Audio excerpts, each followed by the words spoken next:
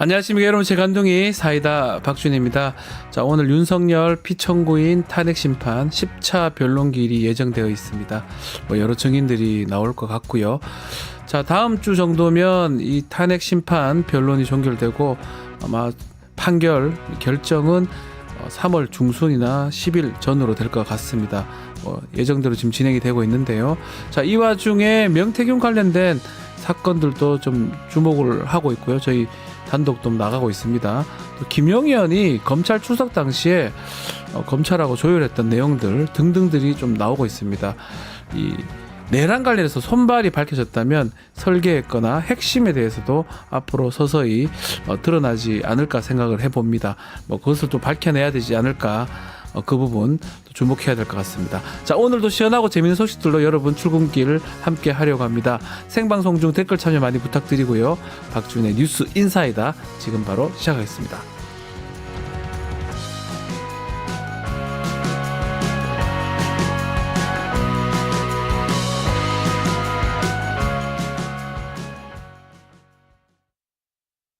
유튜브 구독하고 실시간 채팅과 댓글을 남기시면 매일매일 7,000TTCO를 드립니다. 참여 방법은 통통물 어플을 다운로드하고 회원가입과 로그인을 해주세요. 마이페이지에서 나의 회원 고유 번호를 복사해주세요. 유튜브 구독 후 실시간 채팅이나 댓글창에 고유 번호를 한 번만 입력하면 준비 끝! 지금 유튜브 채팅과 댓글 쓰기 참여하고 7,000TTCO 받아가세요. 바쁜 아침, 오늘 꼭 알아야 할 뉴스들 엄선해서 정리해 드리겠습니다. 듣기만 해도 이해가 쏙 뉴스픽. 오늘도 우리 뉴스토마토의 자랑 전현주 기자와 함께 하겠습니다. 안녕하십니까? 네, 안녕하세요. 네, 자랑이 아닙니까? 자랑까지는 뭐 괜찮은 것 같은데 네. 그때 여신이라고 해가지고 여신과 저 또 요즘 팀에서 많이 놀림받고 있습니다. 미모를 갖고 있고 또 선명한 또 명쾌한 또 목소리 많은 분들이 응원해 주고 계십니다. 자, 오늘도 뉴스토마토 단독부터 좀 짚고 가겠습니다. 계엄군의 길안내와 증거인멸 의혹을 받고 있는 국방부 국회협력 사무실 검찰이 강제 수사를 했습니다. 네, 검찰이 19일 국회 내 국방부 국회협력단 사무실에 대한 강제 수사에 착수했습니다. 네. 전날 용산구 국방부에 있는 양모 협력단장의 사무실과 자택 압수수색에 이어서 이틀 연속 압수수색을 통해서 수사에 속도를 내고 있는 건데요. 협력단은 국방부와 국회 사이 연락 협조 업무를 수행하는 곳으로 이번 비상계엄 상황에서 계엄군에게 길 안내 등 내란에 가담했는지 여부를 확인하기 위해서 자료를 확보하는 것으로 전해지고 있습니다. 이 검찰이 작성한 공소장에 따르면 김용현 전 국방부 장관은 비상계엄 선포 당시에 이진우 수방사령관에게 국회 봉쇄를 지시하면서 필요하면 국회에 파견된 협력단장 도움을 받으라라고 지시를 했습니다. 이 전 사령관이 이 양모 단장에게 오후 11시 20분쯤에 전화를 해서 우리 병력이 갈 건데 안내를 해줘라라고 말하자 양 단장은 저는 여길 잘 모른다는데 어떻게 안내하냐 이렇게 답한 것으로 전해지고 있습니다. 네. 이 전 사령관이 다음 날 0시 34분까지 최소 5차례 전화해서 병력 안내를 요구했는데 만일 안내하겠다고 했다면 이렇게 여러 차례 반복해서 전화할 이유가 없다는 게 주장입니다. 자, 결국 이 양단장이 문제가 되고 있는데 계엄군에 도움을 준 적도 없고 줄 수도 없다는 그 입장으로 보이거든요. 자, 근데 이 양단장 주장하고 배치되는 정황이 드러났네요. 네, 우선 김용현 전 국방부 장관은 계엄 하루 전인 지난해 12월 2일에 본회의 참석차 국회를 방문해서 이례적으로 이 국방부 국회 협력단 사무실을 찾아서 오래 머물렀던 것으로 전해졌습니다. 또 이 양단장을 포함한 협력단 소속 군 간부 7명은 계엄 선포 직후에 이 국회 사무실로 모였다가 이튿날 새벽 5시 16분에야 국회 사무처의 요구에 따라서 전원 동시 퇴실을 했는데요. 네. 하필 계엄 전날 이 김 전 장관이 국회 협력단 사무실을 찾아서 오랜 기간 머물렀었고 또 계엄 이후에 같은 공간에 있다가 전원이 동시에 퇴실을 했다는 겁니다. 또 앞서 윤건영 민주당 의원은 지난 4일 국조특위에서 계엄군이 국회로 들어왔을 때 이 협력단 인원들이 CCTV에 찍혔다면서 계엄 연루 의심을 받 협력하기에 충분하지 않냐 이런 발언을 하기도 했었는데요. 그러면서 이 협력단장이 계엄 다음 날 폐쇄된 협력단실에 출입했다는 제보가 있다면서 증거를 은닉하거나 증거를 파쇄하려고 했던 건 아니냐라는 가능성을 제기한 바 있습니다. 네. 검찰은 이를 포함해서 이 국회 협력단이 사전에 비상계엄을 인지했었는지 또 증거를 진멸하려고 했었는지에 대해서도 들여다볼 계획입니다. 자, 이 사실은 이 손발도 찾아내야 되지만 정말 부역자들 아니면 내란의 설계자들 그런 것들도 찾아야 됩니다. 윤석열 피청구인 그 탄핵은 가장 큰 핵심 줄기라면 그 옆에 것들도 좀 찾아내야 되는 그런 과정들이 앞으로 있지 않을까 생각을 해봅니다. 자, 그리고 그간 윤석열이 국회 계엄 해제 결의 후에 곧바로 이 군철수해라 이렇게 지시했다고 그렇게 지금 알려져 있었는데 지금 보니까 김용현 전 장관이 국회 계엄 해제 이후에 1시간 뒤에 지나서 본인이 철수를 건의했다. 이런 내용도 있어요. 이건 어떤 내용입니까? 네, 윤석열 씨는 국회에서 비상계엄 해제 의결이 이뤄진 직후에 김용현 전 장관과 박안수 계엄사령관을 불러서 군 철수를 지시했다라고 주장해왔습니다. 네. 그리고 지난 1월 23일 열렸던 이 탄핵심판 4차 변론에서 김용현 전 장관은 대통령이 즉시 병력을 철수하라고 지시했죠? 라는 물음에 맞다 이렇게 답한 바 있는데요. 하지만 이 이전에 진행됐던 검찰 진술에서 김 전 장관은 윤 씨에게 병력 철수를 먼저 건의한 건 본인이었다. 본인이 건의를 했다. 네, 본인이었다라고 이렇게 이미 말한 바 있습니다. 그렇죠. 즉 비화폰을 이용해서 병력 철수를 건의하자 윤석열 씨가 즉시 철수를 승인했다 이렇게 말을 했는데요. 즉 윤석열 씨는 당시에 상황만 살펴본 뒤에 병력 철수 지시 없이 자리를 떠났고 김 전 장관이 건의하는 전화를 하자 그제야 병력 철수를 승인했다 이렇게 볼 수 있겠습니다. 해당 증언은 지난 4일 이 곽종근 특전사령관이 당시 계엄 해제 의결 후에 병력 철수 지시가 없었기 때문에 오히려 철수 건의가 아래에서 위로 올려왔다 이런 증언을 한 바 있는데요. 네. 이 증언과도 일치하는 대목입니다. 이 김 전 장관은 자신의 건의로 병력 철수가 이뤄졌다는 진술을 윤 씨와 대면했던 자리인 지난 4차 변론에서는 국회 계엄 해제 요구가 있자마자 윤석열 씨가 직접 지시했다라면서 이렇게 말을 바꾼 정황이 드러난 겁니다. 네. 즉 탄핵심판장에서 윤석열 씨와 대면하기 전과 후가 진술이 달랐다 이렇게 볼 수 있습니다. 결국은 중요한 게 국회에서 계엄 해제 결의를 하고 요구를 해도 윤석열은 그걸 계엄 해제할 생각이 없거나 아니면 하지 않았던 겁니다. 네. 지금 상황대로라면 결국은 군인들이 알아서 지금 철수를 아니면 그나마 김용현이 그 철수를 건의했다 이런 상황인데 결국은 김용현 전 장관이 이 검찰 출석부터 아마 윤석열 지시를 좀 따르려고 했던 걸로 보이는데 특히 검찰 소환 통보가 있을 때 그때 김용현이 그 내란 직후입니다. 윤석열한테 전화를 했다. 이런 내용이 있습니다. 어떤 내용입니까? 네, 좀 기억을 되짚어보면 지난 12월 8일 새벽 1시 30분쯤 김용현 전 국방부 장관은 돌연 기습 출석하겠다고 맞습니다. 해서 당시에도 좀 논란이 됐었는데요. 예. 그런데 알고 보니까 이 김 전 장관이 자진 출석하기 전에 이 윤석열 씨와 김주현 민정수석과 소통했던 걸로 이 JTBC 단독 보도 결과 확인됐습니다. 아하. 이 검찰은 지난해 12월 6일 저녁 7시 25분쯤에 김 전 장관의 아내 명의 휴대전화로 김 전 장관에게 처음 연락해서 출석을 요구를 했었는데요. 이후 8시 36분쯤 김 전 장관은 본인 명의 휴대전화로 출석 여부에 대해서 대통령과 통화해보고 말씀드리겠다 이렇게 말했습니다. 이후 김 전 장관은 윤 씨에게 전화해서 지금 출석해도 되겠냐라고 물었는데요. 윤 씨는 민정수석과 협의해보라라고 답했고 김 전 장관은 김 수석에게 전화를 걸어서 출석 여부를 상의를 했다는 겁니다. 하하 참. 네, 앞서 김 수석은 지난 6일 열린 국조특위 청문회에서는 김 전 장관과 검찰 출석 관련 통화를 한 사실이 없다 이렇게 진술한 바 있는데 또 한 번 또 거짓말이 드러난 셈입니다. 그러니까요. 네, 김 전 장관의 검찰 출석에 윤 씨는 물론 이 대통령실과 검찰 등의 전방위적인 개입이 있었다라는 의혹이 드러났습니다. 검찰에 왜 출석을 저렇게 자기가 직접 하려고 하냐 이게 문제가 됐던 것 같은데 대통령실에 김주현 민정수석 이 사람도 지금 거짓말한 정황이겠죠. 관련성이 있어 보입니다. 자, 김용현이 긴급 체포될 때까지 출석하고 여러 석연치 않은 부분들이 많이 있었는데, 자, 자진 출석했다는 검찰 발표하고 달리 실제로는 또 공간 앞에 이제 검찰이 대기하고 있다가 데려갔다. 김용현을 데려갔다. 이런 주장이 있네요. 네, 어떤 12.3 내용입니까? 비상계엄 다음 날 오후에 김용현 국방부 장관은 사의를 표명했는데요.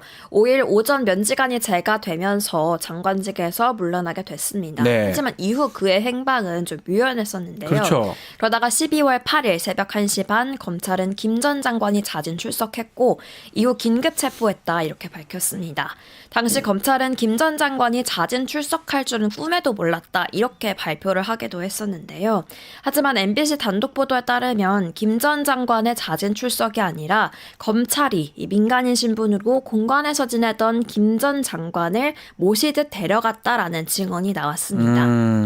검찰 수사관 여러 명이 공관 앞에서 대기하다가 김용현 장관이 나오자 함께 갔다라는 건데요.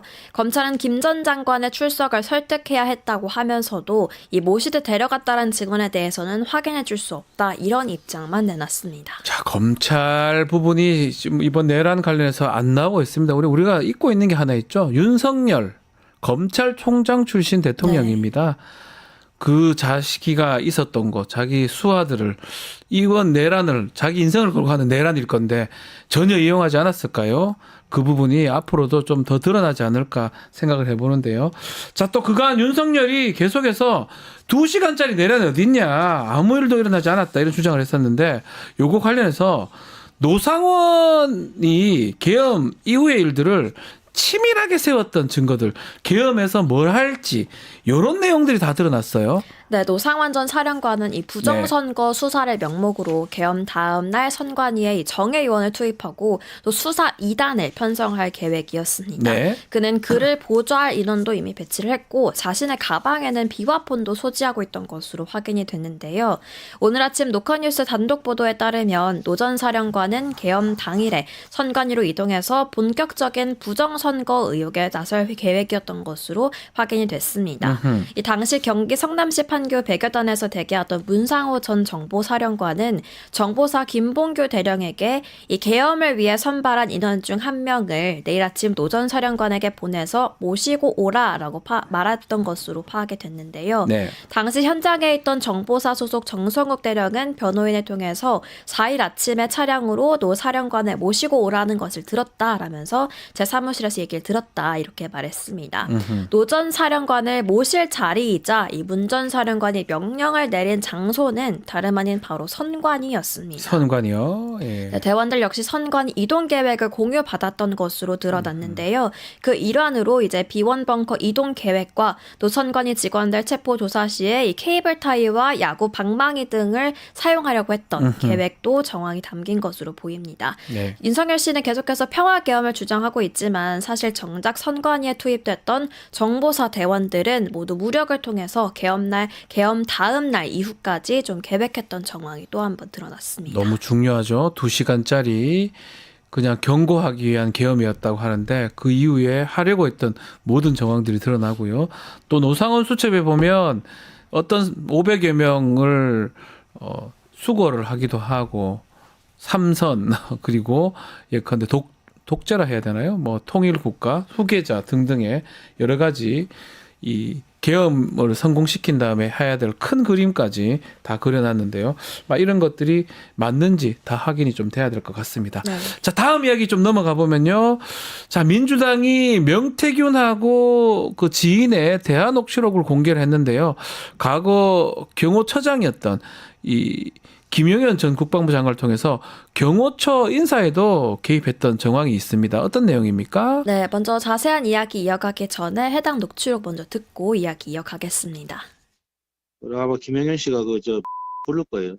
나는 이제 스페인 같이 갔다 하길래 한테 빨리 이력서를 보내라 하니까 보냈더라고. 그래서 난 다음날 전화가 왔더라고. 가게 됐다고. 그래서 내가 김영현 처장한테 자기들끼리 그 그룹이 있어요. 모임이. 그래가 불러갖고 격려를 좀 해주고 챙기라. 이제 시민사회 수석에 행정관은 있거든. 그 내가 그 소개시켜줄 테니까 관계를 잘 해라. 얘기해줄 수 한 일주일에 한두 번씩 통화를 하거든. 그래 하여튼 급도 해야 되잖아. 급이 낮았어 이 사람들하고. 부러울 사람 천진데 자격 미달인 사람을 안 되는 사람은 어쩌래. 그러면 사람이 얼마나 추해지고 그러는지 압니까? 자, 어떤 내용입니까? 네, 당시 상황을 좀 정리를 하자면 예. 윤석열 씨의 첫 해외 순방이었던 지난 2022년 6월 정상회의는 스페인 마드리드에서 열렸습니다. 네. 당시 김용현 경호처장은 윤 씨를 밀착 수행했었는데요. 이 앞부분은 명 씨가 스페인에 있던 김 처장에게 권모 씨에 대한 인사청탁을 했다라고 과시하는 내용입니다. 예. 이 경호처 소속 5급 공무원 신분이었던 권 씨는 당초 이른바 현직인 전직 대통령 경호팀 소속이었고요. 또 명 씨는 2022년 3월경 인사청탁을 했었지만 자격 미달인 사람을 추천해서 망신을 당했다고 토로하다가 네. 결국 넉 달 뒤에는 원하는 대로 용산 경호본부로 자리를 옮겼다는 취지로 과시를 했습니다. 아. 또 녹취에는 김건희 씨 최측근으로 알려진 대통령실 행정관도 언급이 됐는데요. 녹취에 등장한 권 씨와 황정우 행정관, 이 김용현 전 장관은 해당 의혹에 대해서 침묵하고 있는 상황입니다. 이 명 씨가 김 전 장관과 이미 아는 사이였는지 여부와 함께 이번 인사청탁도 또 김건희 씨를 통한 건 아닌지 규명이 좀 필요해 보입니다. 자, 이처럼 윤석열 부부의 공천 개입 의혹 밝힐 수 있는 가장 결정적인 증거는 이른바 명태균의 황금폰 아니겠습니까? 자, 검찰이 분석을 좀 했다고 하는데 윤석열 부부를 포함해서 정치인들하고 통한 녹음 파일이 50여 개가 넘는다. 이런 얘기가 있습니다. 네, 명태균 씨는 계속해서 구속 전부터 자신의 이 휴대폰 황금폰이 공개가 되면 최순실 국정농단의 태블릿 PC보다 더 큰 파장이 있을 거다 이렇게 말해왔는데요. 검찰의 황금폰 포렌식 분석 결과 이 명시 휴대전화에서 나온 전화번호만 무려 5만 5천여 개로 윤석열 씨 부부를 포함해서 전현직 정치인과의 통화 녹음 파일은 50여 개 가까이 나온 것으로 파악이 됐습니다. 네. 또 통화 녹음뿐만 아니라 카톡 등 메시지 개수도 상당한 것으로 알려지고 있는데요. 지난 21대와 22대 총선 당시 명 씨와 직접적으로 통화나 메시지를 주고받은 정치인은 무려 140여 명에 달했습니다. 또한 내용적으로도 이 구체적인 출마 시기를 묻거나 직접 선거 전략을 논의했던 것으로 알려졌는데요. 명 씨의 이 휴대전화 포렌식에서 윤석열 씨와의 직접적인 통화 녹음이 또 공개가 될지 아하. 또 김건희 씨의 공천 개입 의혹을 추가적으로 밝힐 통화 녹음이 공개될지도 계속해서 주목해봐야 할 것 같습니다. 네, 결국 이번 내란이 이 명태균 때문에 아닌가. 네, 저희 뉴스토마토 9월 5일부터 명태균 네. 게이트 보도를 했었죠. 막 이게 가장 큰 게 아닌가. 이런 것들도 앞으로 막 추후에 밝혀질 것 같습니다. 지켜보기로 하고요. 자, 오늘 뉴스픽 여기까지입니다. 전윤주 기자, 감사합니다. 네, 고맙습니다. 자, 저는 잠시 후에 용가라 사대로 돌아오겠습니다. 조금만 기다려 주십시오.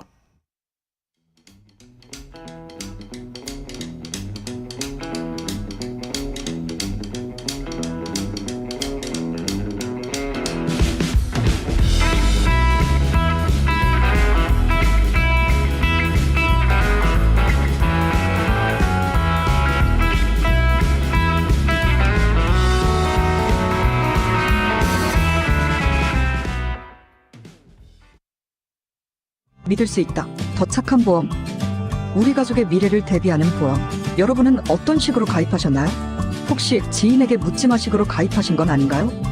내가 내는 보험료가 적정한지, 제대로 준비가 돼 있는지, 보험에도 점검이 필요합니다. 건강보험도 자동차보험도 나에게 맞춤 보장. 믿을 수 있는 보험 전문가들. 믿을 수 있다. 더 착한 보험. 더 착한 보험에 우리 가족의 미래를 점검 받아보세요. 목요일에 용감한 남자 김용남 의원과 함께하겠습니다. 안녕하십니까? 네, 안녕하세요. 네. 자, 오늘도 탄핵 심판 변론길이 잡혀 있습니다. 네. 10차 변론길인데 가장 눈에 띄는 게 조지호 경찰청장이 건강 상태가 매우 안 좋은 걸로 지금 알고 있는데 뭐 구인영장도 발부되고 출석을 한다고 합니다. 어떻게 보십니까? 중요한 진술을 좀 할 걸로 보십니까? 지금 검찰에서 조사받은 조서의 내용이 지난 화요일 기일에 이제 증거 조사 절차에서 드러났죠. 그렇죠. 사실은 본인 건강 상태가 워낙 안 좋아서 지금 사실은 구속됐다가 보석으로 나와 있는 상태잖아요. 그러다 보니까 굳이 뭐 거짓말을 섞거나 뭐 감추거나 그러려고 하는 의도가 없는 것 같아요. 네. 그래서 6차례 전화 걸어서 다그쳤다. 빨리 끌어내라고 그런 취지의 조서가 공개됐는데 뭐 그런 취지로 그 헌재에 나와서도 증언이 이루어지지 않을까 싶습니다. 그러니까 보니까 8차에서 끝내지 왜 계속 하자고 그랬지? 이런 생각이 제가 들어요. 궁금했던 게 그거거든요. 이 조지호 이 청장이 상당히 그 건강 상태가 좋지 않은데 또 그리고 검찰에 진술한 거를 번복할 그런 특별한 이유는 그렇죠. 없어 보이거든요. 네. 제가 판단컨대는 오히려 다른 사람을 하면 몰라도 이 사람을 그렇게 굳이 부르는 게 의미가 있을까 이 생각이 들어서 좋은 결과를 받을 수 있을까 이렇게 좀 생각이 들거든요. 사실은 지금 이제 대통령의 변호인단도 네. 이 탄핵 심판이 기각될 거라는 걸 기대하는 사람은 사실상 없는 것 이제는 같아요. 없다고 봐야 되겠죠. 예. 예. 단지 시간을 좀 끌자. 왜냐하면 이제 탄핵 결정 시기하고 대선 그 하고는 일정이 완전히 맞물려 있잖아요. 그러니까 네. 최대한 좀 시간을 끌자는 거 하고 탄핵이 인용됐을 때 어떠한 명분을 갖고 이거를 어떤 정치 세력을 유지하는데 땔감으로 쓰겠느냐, 쓸 수 있겠느냐, 뭐 그 정도 생각을 하고 있는 것 같아요. 아하, 변호인들도 그런 것들을 생각하고 일정을 이렇게 잡고 있다 이렇게 말씀 주셨는데 그 지난 변론 때 뭐 조 변호사였나요? 조대현 변호사였나요? 짐 싸서 나가는 모습도 있었고요. 네. 조금 뭐 또 그러면서도 중대한 결심 얘기 나왔는데 이 석동현 변호사 표현에 따르면 집단 사퇴 얘기로 들립니다. 결국엔 그거죠. 변호인단이 할 수 있는 거는 뭐 한정되어 있잖아요. 그러니까 중간에 일괄 사퇴하고 나가는 건데 지금 거의 막바지잖아요. 제가 보기엔 오늘 어쩌면 다음 주 화요일쯤 이제 25일 정도 하나 더 줄까? 예. 다음 주 화요일 날은 결심을 늦어도 하지 않을까 싶은데 네. 뭐 할 거 없어요 이제. 오늘 하는 것도 사실은 네. 다 나왔던 얘기라서. 그러니까 이제는 뭐 사퇴를 한들 예. 할 만큼 다 했고 더 이상 할 것도 없고. 그러니까 단지 이 헌재의 탄핵 재판 자체가 불공정했다. 네. 아니면 더 해야 될 게 있는데 서둘러 끝낸다는 거에 대한 항의 차원에서 우리가 집단 사퇴한다. 요 정도 명분을 만드는 거 외에는 뭐 의미가 없어 보입니다. 또 그럼에도 뭐 또 탄핵 헌법재판소법에 따르면 변호사 강제주의가 적용되긴 하지만 예외적으로 변호사 자격 있는 사람은 또 적용받지 아니한다 이런 조항이 있기 그렇죠. 때문에 제가 또 확인해 보니까 윤석열 피청구인이 휴업 중이더라고요. 그렇죠. 대부분의 경우에는 변호사가 그렇죠. 변호사잖아요. 자격이 있고 네. 뭐 검사 출신이기 때문에 그래서 헌법재판소에서 그냥 하면 하는 거라고 보이거든요. 변호사가 그렇죠. 없더라도. 그러니까 그걸 모르지 않을 것 같은데 참 그래서 요즘 말씀대로 시간을 좀 끄는 모습 아마 그게 아닌가 생각을 해봅니다. 홍장원 이제 전 차장이 나올 네. 건데 이쪽 추가로 지난번에 다 증언했잖아요. 네. 이번에 나와가지고 달라질 게 있을까요? 달라질 거는 없을 텐데 이제 꼬투리를 잡겠죠. 꼬투리 잡을 것이다. 예를 들어서 국회에서 했던 증언 그리고 조서의 내용 네. 그리고 지난번 헌재에서의 증언 내용 중에 요때는 뭐 거의 조사는 바뀔 수 있잖아요. 그리고 표현이 약간 바뀔 수는 있죠. 그렇죠. 예. 그게 토씨 한자 안 틀리고 똑같으면 이상한 건데 그렇잖아요. 그거는 완전히 달달달달 외워서 그냥 외운 대로 얘기하지 않는 한 뭐 제가 뭐뭐였던 것 같아요 라고 하다가 뭐뭐라고 기억합니다라고 그렇죠. 조금씩 다를 수는 있죠. 예. 그럴 수 있는데 그런 걸 갖고 꼬투리 잡아서 왜 이때는 이렇게 얘기하고 저 때는 저렇게 얘기했느냐. 그리고 민주당과의 연관성에 대한 질문을 이제 피소추인 측에서 집중적으로 하겠죠. 네. 아마 지켜보기로 하고요. 오늘 또 단전 관련된 얘기를 좀 하면 당시에 단전을 계엄군들이 이 국회에 뭐 두꺼비 집이 있다고 하는데 외부에 노출된 것들만 좀 찾았다. 그런 게 어디 있는지 찾아보려고 했다. 결국은 사전에 상당히 철저하게 준비를 하려고 했던 것 같아요. 그렇죠. 그리고 지금 들어간 게 계엄군이 들어간 게 국회 본관하고 네. 의원회관하고 왜 지하에서 1차, 연결되잖아요. 맞습니다. 통로가 있잖아요. 그 통로에 들어가서 이제 단전 조치를 하려고 했단 말이죠. 근데 그 외부 사람은 몰라요. 그 국회 안에 근무하는 사람들이나 그 통로로 가끔 뭐 아주 추울 때나 비 오고 그럴 때 그쪽으로 다니는데 네. 그건 누가 안내하지 않으면 그렇죠. 아니면 사전에 누가 알려주지 않았으면 그 통로 쪽으로 가기는 쉽지 않거든요. 그러니까 누군가 그 내부 조력자가 있었다는 얘기죠. 있었을 것이다. 그만큼 좀 철저하게 계획적으로 준비를 했던 정황이 아닌가. 이 부분도 아마 좀 더 확인이 되지 않을까 생각을 해봅니다. 뭐 한덕수 총리도 또 오늘 어제 본인의 탄핵 심판도 했지만 오늘 또 추가 증인으로 나올 수 있는데 특히 지금 국무회의 관련해서 다 그런 얘기합니다. 장관이나 뭐 비서실장이나 다 만류를 했는데 윤석열 하만 냈다고 하거든요. 요 내용도 오늘 또 더 확인이 될 것 같습니다. 다 말렸는지는 잘 모르겠어요. 그거는 모르겠지만 그러니까. 일단은 다 말렸는데 화를 그렇게 내고 그냥 가버렸다. 네. 이상민 장관만 뭐 비슷한 얘기를 했는데 그것도 뭐 맞는 것 같지는 않고요. 화냈겠죠. 네. 왜냐하면 자기는 급한데 국무위원들이 자기 마음을 모르고 다른 소리 하니까 네. 일부 국무원으로 보입니다만 그 본인은 왜 계엄을 해야 되는지 절박하잖아요. 이게 절박하죠. 예. 지금 명태균 씨가 특검 요구하지 또 거기다가 이른바 황금폰을 민주당에 줄 수 있다는 취지로 얘기하지. 네. 이거 빨리 막아야 되는데 막을 방법이 아무리 생각해도 비상계엄에서 그냥 비상계엄 상태 하에서 사법권도 장악하고 모든 걸 통제하고 언론도 통제해서 그냥 막아버리는 거 외에는 뭐 없는데 방법이. 네. 내 속도 모르고 자꾸 안 된다고 하니 화를 버럭버럭 냈겠죠. 지금 뭐 하나씩 좀 더 드러나는 부분, 뭐 큰 줄기는 사실은 윤석열 피청구에 대한 탄핵 심판이나 이제 오늘부터 있을 오늘 공판 준비 기일입니다. 구속 취소 신문도 하고요. 고 형사 재판 그 윤석열 이게 우두머리에 대한 이제 얘기인데 계속 이제 드러나는 것들은 보면 왜 이렇게 그 시점에 내란 계엄을 하게 됐냐. 명태균 관련성 있는 거 아니냐 이런 얘기 계속 나오잖아요. 그렇죠. 그러니까 그 부분이 사실은 좀 더 드러나거나 좀 더 밝혀질 것 같다는 생각도 드는데요. 어떻습니까? 그거는 끝까지 인정 안 하겠죠. 인정은 안 할 것이다. 네, 인정은 끝까지 안 할 겁니다. 예. 왜냐하면 그러면 본인이 여태까지 했던 주장이나 행동에 대한 정당성이 다 무너지는 거기 때문에 그건 끝까지 인정 안 할 거예요. 하지만 객관적으로 드러나는 상황상은 네.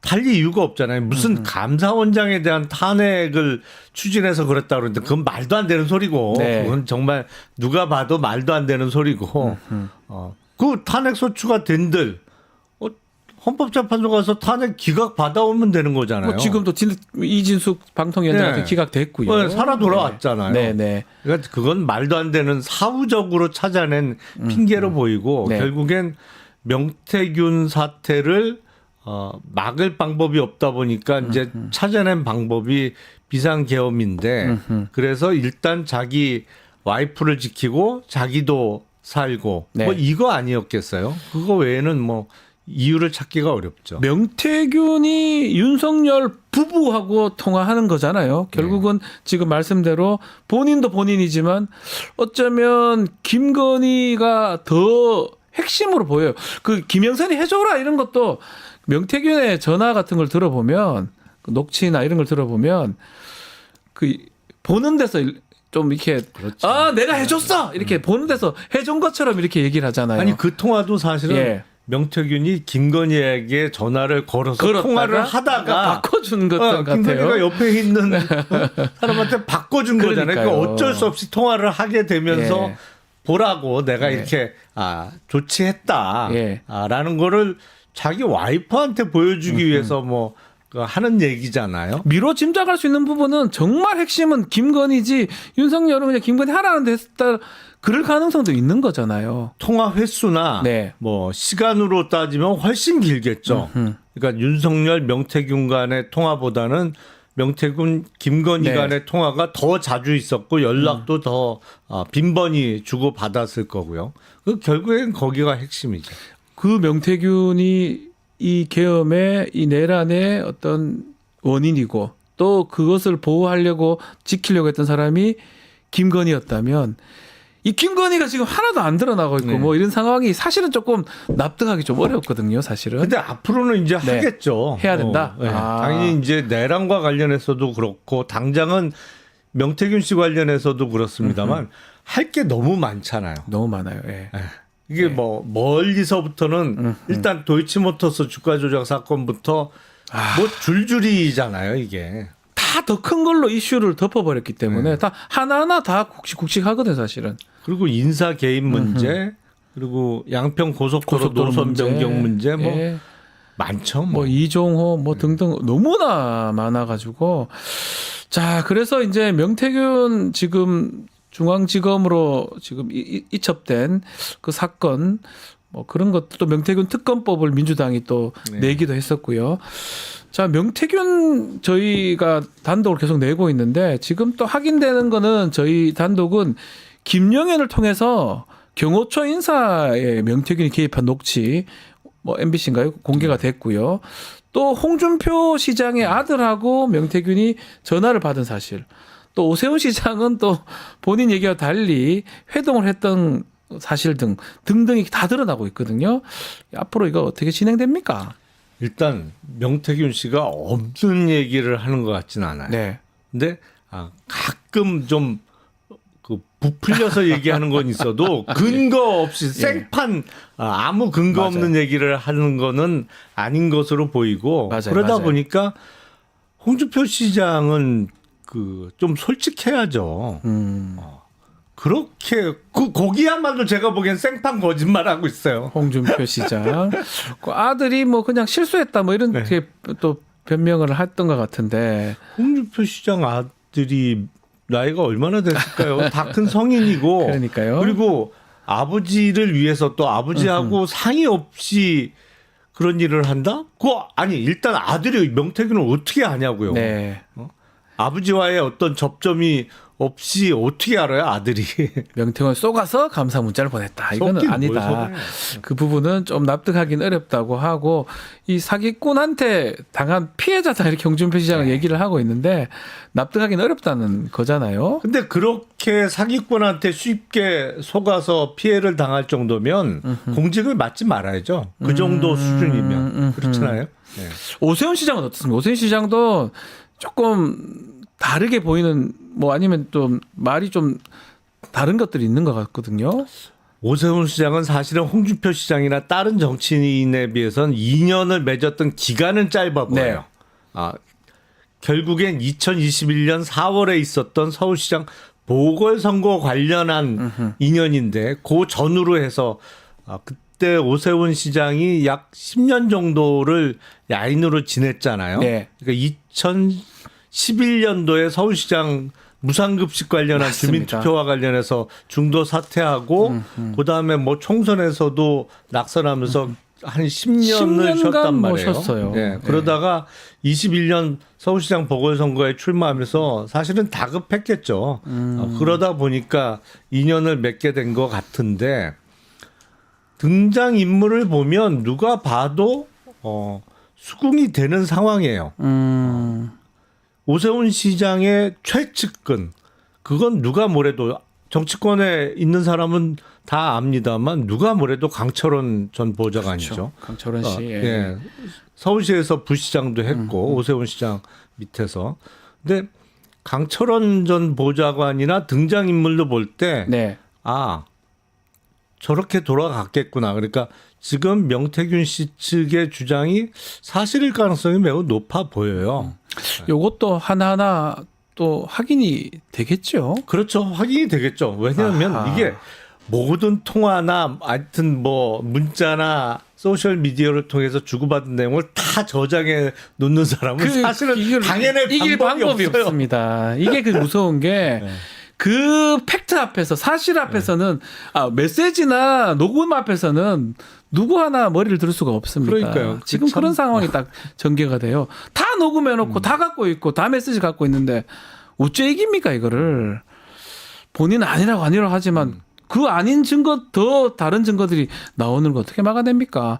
그러다 보니까 자연스럽게 지금 오세훈, 홍준표 여권의 잠룡들 아니겠습니까? 그렇죠. 사실은 유력 주자들이죠. 그렇죠. 원래 또 뭐 홍준표 시장은 많이 또 출마도 했었고 대선 출마도 계속 했었고요. 자, 그러다 보니까 이제 조기 대선이 열린다 하면 이 사람들보다는 오히려 김문수 장관이 좀 더 유리한 거 아니냐. 근데 어제 이 토론회에 네. 김문수 장관이 이게 참여를 했는데 여권의 의원들도 많이 60여 명 왔던 것 같고요. 그러니까 지난번 오세훈 시장이 축사할 때보다 10명은 더 온 더 것 왔어요. 같아요. 보면 국민의힘 현역원들이 보면 참 우르르 잘 몰려다녀요. 그러니까 여긴가 그래서 우르르 갔다 저긴가 봐 그리고 또 우르르 가고 예. 그러고 있는 양상인데 보기에 별로 좋아 보이진 않아요. 저렇게 할 일이 없나? 뭐 그런 그러니까요. 생각도 들고. 지금 상황이 그래서 그런지 몰라도 많은 분들이 가서 또 김문수 장관한테 눈두장 찍는 모습인데 김문수 장관이 메시지도 쏟아냈고요. 기자들하고 얘기하는 모습. 아마 이게 대권 출마를 염두에 둔 모습 아닌가 이런 분석도 있는 것 같습니다. 사실은 어떻습니까? 그렇죠.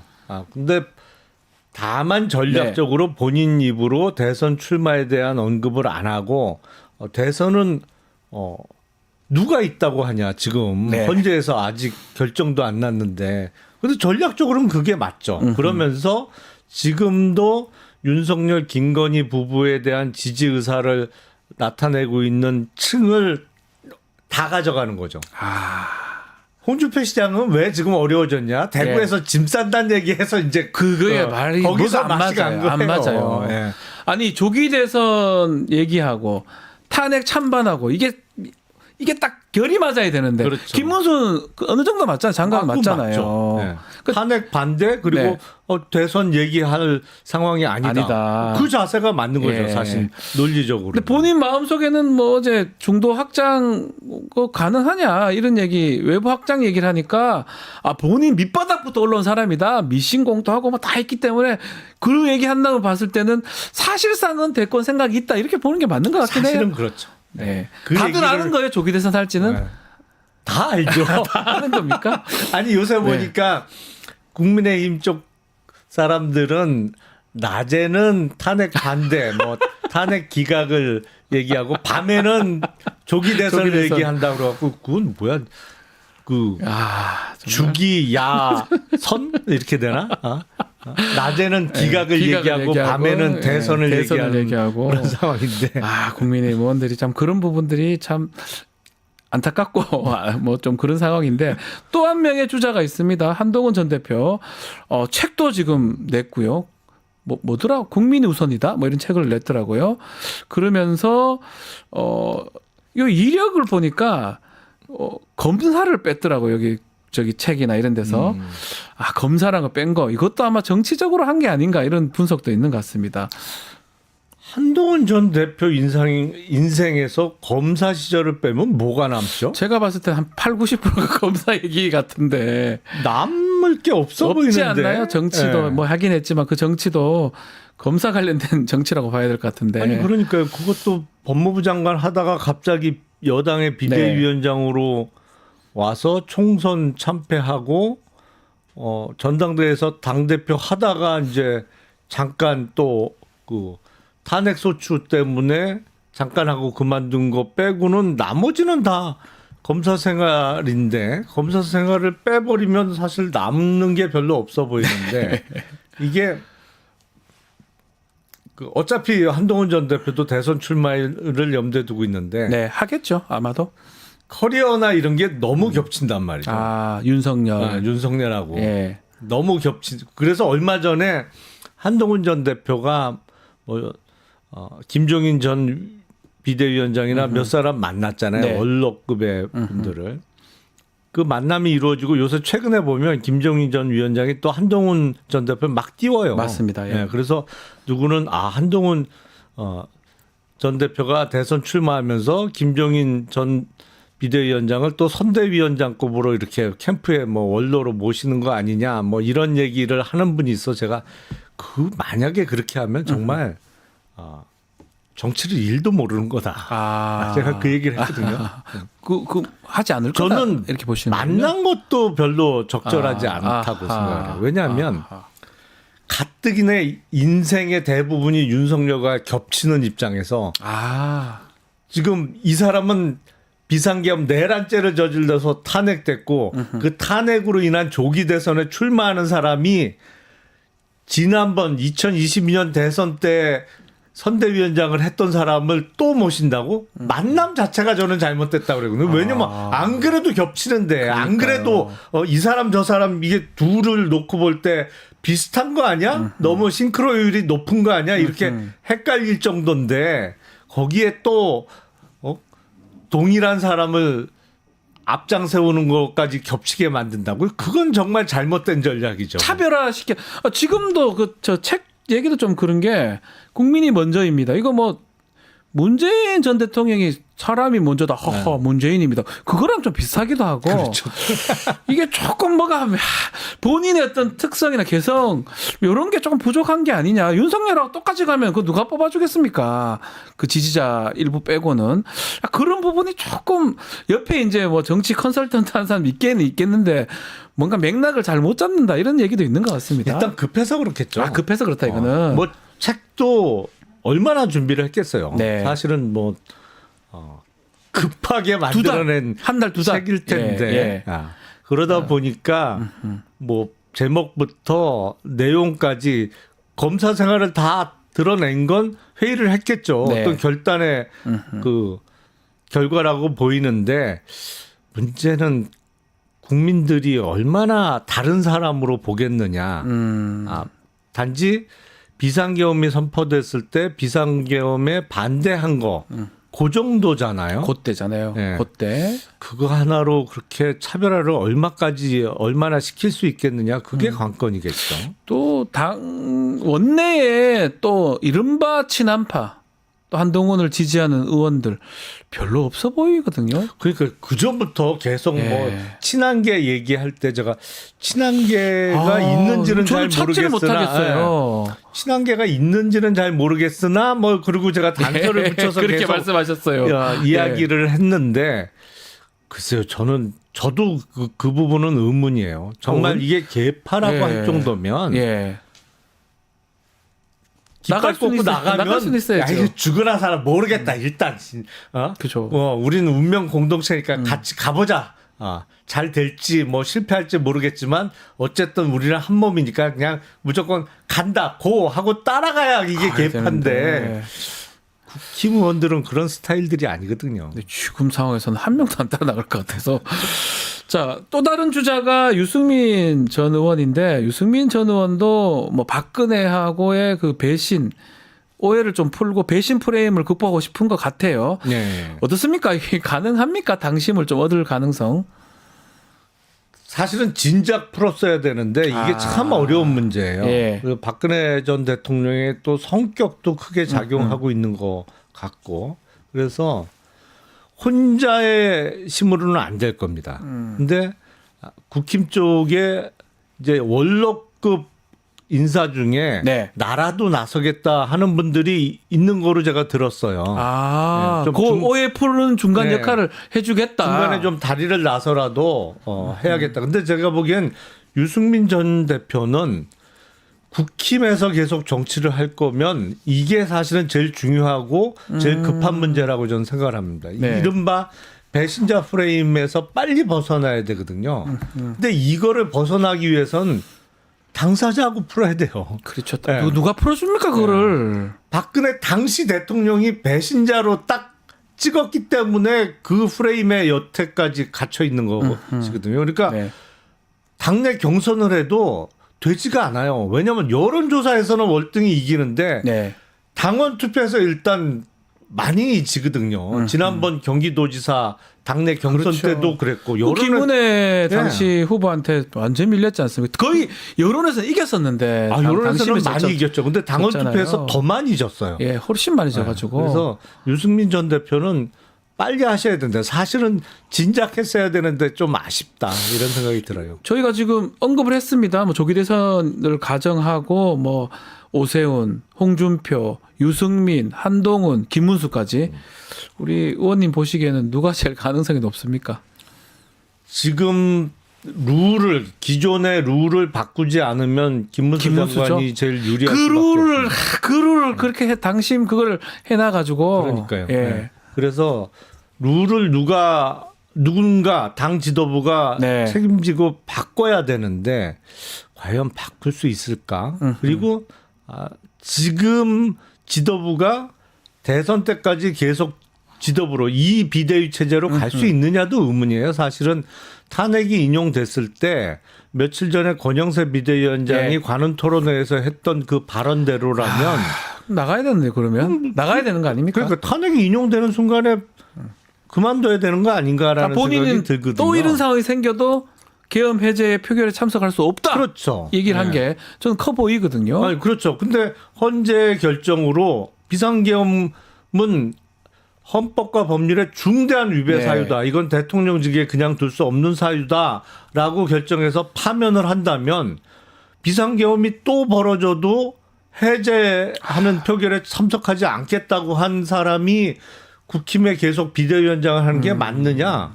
사실은 맞지 않죠. 그렇죠. 그러니까 국힘의 지도부가 바뀐다는 전제 하에서는 룰의 변경도 가능한 거 아닌가?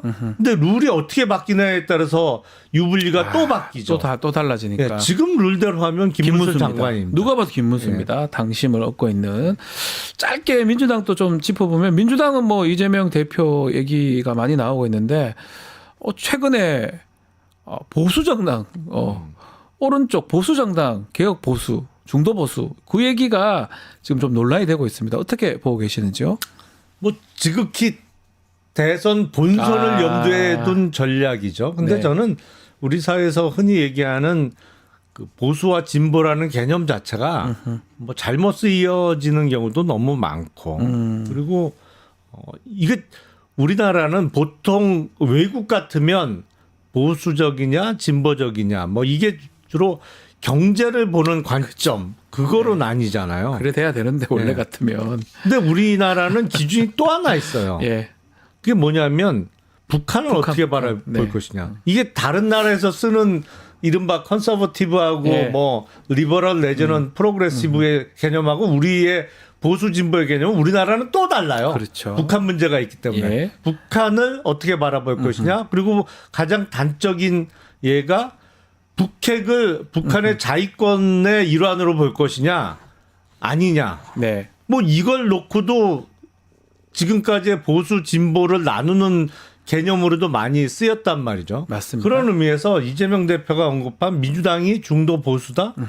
반은 맞고 반은 틀린 얘기예요. 제가 경제적 보기엔. 부분하고 북한 안보 부분하고는 또 달리 봐야 되는데 이걸 같이 했다. 이 말씀이시네요. 그렇죠. 그러니까 그게 뭐 일견 맞는 얘기이기도 하고 또 우리나라의 복잡한 상황, 특수 상황. 외국과는 다른 개념으로 여태까지 막 혼용해서 써온 거에 비추어 보면 또 틀린 그러면 얘기이기도 하고요. 대선을 생각하고 이런 말을 했을 것 같은데 네.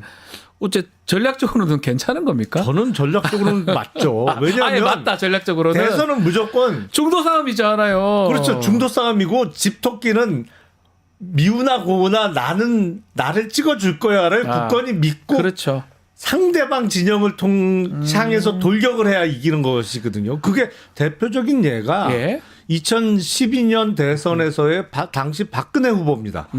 박근혜 후보는 죽으나 살아 이른바 보수층은 박근혜를 찍을 수밖에 거니까 없어요. 경제민주화 이 등등이 네. 먹혀들었던 거 아닙니까? 그리고 그 기초연금 네. 뭐 그렇죠. 막 지른 거예요. 그리고 이겼잖아요 그 선거. 문재인 당시 후보한테 아주 이겼어요. 근데 사실은 이재명 대표 입장에서는 지난 2022년 대선 때 그때 돌이켜 보면 정말 박빙으로 졌거든요. 0.7 뭐 이 정도인데 뒤에 다 있다고 생각하고 요 부분만 서울에서만 조금 더, 요 중도만 조금 더 이런 생각을 할 거예요. 아, 당연하죠. 그러면 당연히 이런 전략으로 네, 나올 네. 것이다. 아 근데 이 모든 또 이 당 내에서도 달라들고 밖에서 달라들고 모든 사람이 또 비판을 하더라고요. 근데 그렇다고 안 찍을 거예요? 그러니까요. 비판하는 게 오히려 더 주목받는 글쎄요. 어쩌면 이재명 대표가 이렇게 한 거에 다른 사람들이 말려드는 거 아닌가 이 생각도 드네요. 알겠습니다. 오늘 말씀은 여기까지 듣겠습니다. 자, 용가라 세대 김용남 의원과 함께했습니다. 오늘 말씀 감사합니다. 네, 고맙습니다. 자, 잠시 후에 이슈 3합으로 돌아오겠습니다.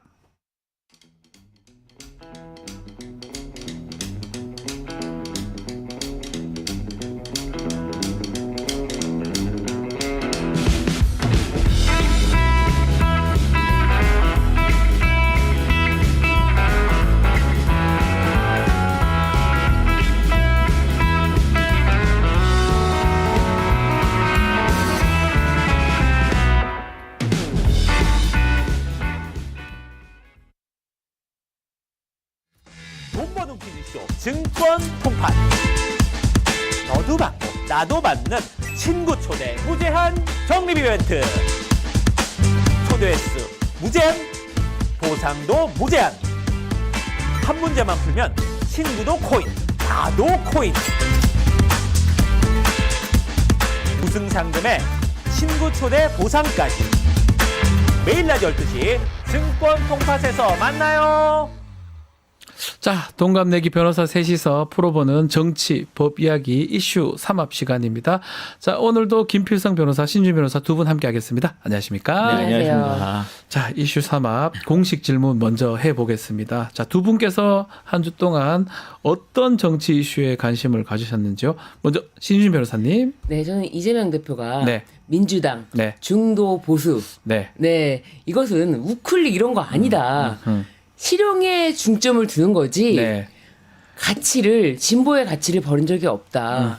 그리고 지금 뭐 보수라는 집단이 지금 뭐 거의 사실은 범죄에 가까운 행각을 벌이고 있는데 네. 이런 상황에서 그쪽을 합리적인 보수로 채워야 될 그런 게 있다. 그런 이야기를 하는데 저는 굉장히 솔직히 이거 이야기가 와닿았어요. 아. 울림이 있었습니다. 예. 네, 민주당이 사실 결코 막 진보적인 막 그런 입장은 아니라고 생각했는데 민주당은 진보 그리고 보수는 국민의힘 이 프레임 정말 안 맞다고 생각했거든요. 아. 그 오랫동안 저렇게 생각하고 답답함이 있었는데 그 답답함을 이번에 풀어줬다라는 아하. 생각 때문에 많은 분들이 이 얘기를 듣고 아 그렇지라고 생각을 하는 것 같아요. 그리고 더 이상 뭐 민주당의 어떤 새로운 뭐 정책 기조에 대해서 우클릭이라는 말 자체가 좀 없었으면 좋겠다. 왜냐면 그거 자체가 또 프레임이거든요. 우클릭이 아니라 그 내용을 샅샅이 따져보면은 아 그렇구나 하는 공감될 수 있는 내용이지만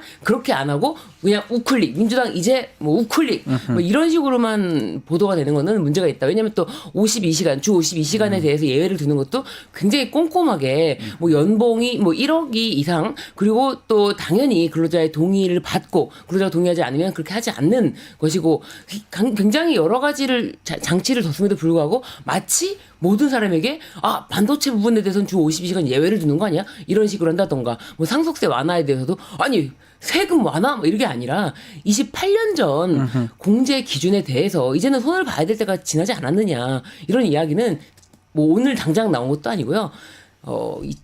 꽤 됐습니다. 민주당에서 이런 얘기가 나온 게. 그렇기 때문에 이런 것이 결코 우클릭이라는 이름으로 프레임으로 씌워져서는 안 된다. 그리고 합리적인 중도 보수 민주당은 그렇다라는 것이 좀 많은 사람들의 공감을 얻고 있다라는 것이 좀 주목됐습니다. 공감도 공감이지만 뭐 비판도 있고 이런 게 의제를 섬점한 것 같아요. 막 이 얘기를 한 것 중에 저는 좀 달리 보는 게 그만큼 국민의힘이 네. 뭐 완전히 극우가 됐다 이런 표현도 있는 것 같거든요. 그렇죠. 원래 국민의힘 보수정당이 이어야 되잖아요. 이어야 하는데 그 자리를 이제 그렇죠. 민주당이 가한다 이런 의미로 들리기 때문에 네. 확장성. 예. 네. 실용에 중심을 두는 확장성으로 네. 네. 중도 보수 네, 민주당. 네. 저는 저희 좀 전에 김영남 전 의원하고 이제 얘기를 하면서 김영남 의원은 2012년 박근혜 당시 후보 얘기를 하더라고요.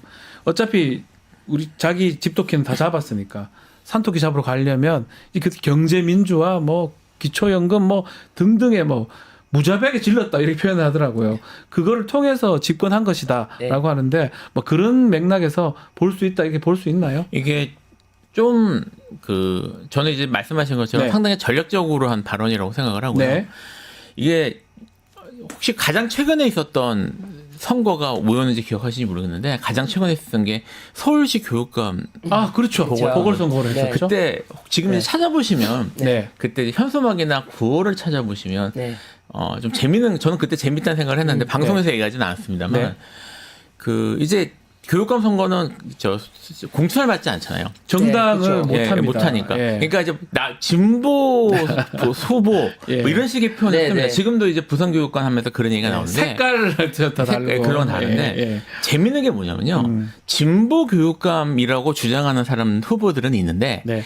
항상 보수 교육감은 없습니다. 보수 교육감은 없어요. 예. 지난번 선거에서도 예. 네. 사실 중도 보수 항상 중도란 말을 아 씁니다. 맞아 네. 중도 보수라고. 중도 또는 중도란 말만 쓰거나 중도 보수란 말을 씁니다. 그러니까 이게 지금 뭡니까 과거사위원회 위원장 되셨던 분 있죠 박선영 위원 예. 그분도 나왔었죠. 나오셨었는데요. 나와서 출마했었어요. 그분도 중도 예. 보수란 말을 쓰셨고요. 출마했었어요. 지금 찾아보면 다 예. 그게 나옵니다. 예. 아마 지금 부산교육감 이제 찾아보진 않았는데 네. 이게 무슨 말이냐면 선거에서는 뭔가 좀 중도적이고 네. 이런 이미지들을 사실은 그쪽에서는 추구를 해왔고 그래서 네. 그 영역을 계속 사실 이제 보수적인 사실은 박선영 제가 위원장 말씀을 드렸는데 사실 그분이 중도보다는 좀 더 오른쪽에 훨씬 가까운 분이잖아요. 그렇게 우리가 인식을 하고 있죠. 있잖아요. 예. 그럼에도 불구하고 선거에서 그런 말을 썼거든요. 그 영역이 사실 보수 지정의 정치인들이 선점하는 영역이었는데 그러니까요. 그 영역을 먼저 선점을 하면서 예. 그러니까 이제 이렇게 되면 국민의힘에서 중도 보수란 말을 하기가 좀 어려워지는 그러니까요. 이미지 세트. 또 하나 이제 중요한 게 뭐냐면 이제 제가 봐서는 네. 이재명 대표의 개인적인 이미지가 있는데 사실 이재명 대표의 이미지가 강성 그리고 너무 왼쪽 아니냐라는 이미지가 사실 있거든요. 그런 이미지 왼쪽으로 강성 이미지가 있다는 그런 것들이 이제 뭐 일종의 비호감이나 이런 비호감 이미지의 중요한 원인이었는데 네. 그런 것들을 먼저 치고 나가면서 나 타협할 수 있다. 나는 실용적이라면 뭐 보수적인 정책이나 이런 것도 진지하게 볼 수 있다라는 이미지를 먼저 치고 나가면서 사실은 그 영역에 있어서 고지를 선점하고 그럼 이렇게 되면 이제 국민의힘 쪽에서 공격을 해야 되는데 네. 공격하기가 애매해진 거예요. 맞아요. 그리고 우리가 가만 보면 잘 모르지만 예전에 대선 때는 거의 한 1년 전부터 준비를 합니다. 네. 그러니까 뭐 대선이 있다 그러면 원래 3월에 있잖아요. 그러면 그 전해에 3월 한 여름 지나면 먼저 본격적으로 추석 직남 본격되는데 지금 가만 보면 지금 추세대로 그러면 한 두세 달 후에 대선이에요. 확실하죠. 엄청 막바지예요, 사실은. 예전에 패턴대로라면.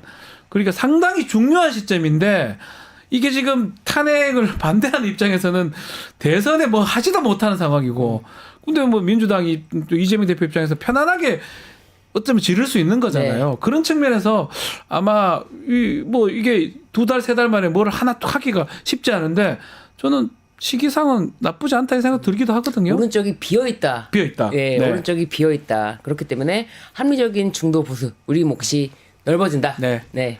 그래서 또 이 많은 분들이 비판하고 얘기하면 할수록 그건 또 더 주목받는다 이런 네. 효과도 있는 것 같고. 자, 좋습니다. 김필선 변호사님 주목했던 정치 이슈 어떤 게 있을까요? 이제 오늘도 이제 탄핵 심판이 있습니다만 18일 날 네. 이틀 전에 부정선거 그날 이제 뭐 저기 PPT 일종의 그런 시간을 가졌다고 해요. 네, 근데 봤습니다. 예. 근데 이제 윤석열 대리인단이 네. 부정선거 얘기를 하면서 이제 동영상을 틀었는데 그 동영상에서 부정선거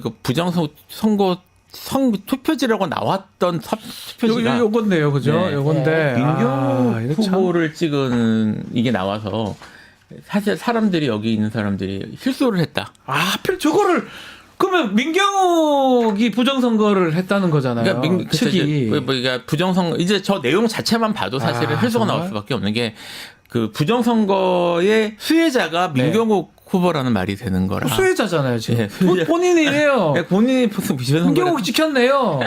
근데 이게 사실 제가 이 기사에 주목한 이유는 조금 더 있습니다. 민경욱 후보가 요새 그러니까 이제 후보라고 하는 게 아니라 전 의원이라고 하는 게 아니라 네. 민경욱 전 의원이 요새 뭘 하고 계시는지 아마 잘 모르실 텐데요. 본 적이 없어요? 잘 네. 없으시겠지만 네. 정말 열심히 활동하시거든요. 열심히요? 예, 정말 열심히 하시는데 물론 이제 SNS 이런 쪽에서 주로 활동을 하시긴 네. 합니다. 이제 잘 안 받아 쓰는 우리나라에서 정말 끈질기게 포기하지 않고 네. 부정선거 주장하려는 분이에요, 이분이. 아직까지 하고 있습니까? 지금 이제 계엄 계엄 당일부터 예. 계속 수시로 SNS에 글을 올리면서 뭐라고 주장을 하냐면 곧 부정선거 밝혀진다. 이제 어떻게 밝혀질 것이냐. 네. 이제 포렌식에 진행되고 있다. 어디서 누가 포렌식 한다는 포렌식 얘기 정말 많이 하시는데. 포렌식이요? 그럼 예. 제가 이제 그분들, 그러니까 그쪽 지지분들 사이에서 도는 걸 봤거든요. 뭐 몇 월 며칠 언제까지 포렌식 끝나서 발표 난다라는 얘기를 계속 반복적으로 했어요. 물론 한 번도 안 맞았습니다. 예. 그런 적이 없잖아요. 한 번도 안 맞았는데도 불구하고 지금도 민경욱 전 의원은 포렌식 하고 있다. 예. 미국에서 하고 있다. 곧 발표될 것이다. 내가 누굴 만났다. 곧 한다고 한다는 말을 계속 하고 있거든요. 이분이 계속 그런 얘기를 하고 계시는 분인데 하필이면 이분 투표한 거를 보여준 거예요. 하필이면 민경욱 바로 거. 이것이 가짜 투표지다. 뭐하라 가짜 투표지. 가짜다. 예. 네. 예, 가장 앞서서 네. 이걸로 지금 주가를 올리고 자기 존재감을 과시하고 있는 분의 걸 보여주는 걸 보면서 야 이거 일부러 민경욱 전 의원 걸 했나? 저거는 민경욱 이건 사실 일부러 사실 저는 야 이건 좀 웃어야 되는 건가? 그리고 실수를 했었어요, 사실은. 예. 옆에 대리인들도 네. 웃는 모습들이 있더라고요. 하필 민경욱이에요, 민경욱. 아니 가짜 투표지라고 정말 이 영상을 보면 다 이해할 수 있다. 딱 이해할 수 있다. 이 가짜 투표지. 막 본드에 떡칠이 돼 있어가지고 떨어지지도 않는 이 가짜 투표지라고 했는데 그 영상 속에 찍힌 인물은 민경욱이에요. 민경욱이라니. 어쨌든 민경욱 예. 지금 전 의원이 이제 부정선거 주장하는 그냥 진영에서는 가장 앞서가고 계시고요. 예, 앞에 있습니다. 가장 앞에 있고 예. 여전히 이제 그 주장을 아마 오늘도 SNS에 여러 개 올리실 거예요. 네. 근데 이제 하지만 실제로는 부정선거의 수혜자다. 수혜자다. 가짜 네. 투표지. 예. 가짜 때는? 투표지. 그 사실을 말씀드리려고 지지하는. 네. 오늘 가져왔습니다. 자, 오늘 10차 변론 진행이 됩니다.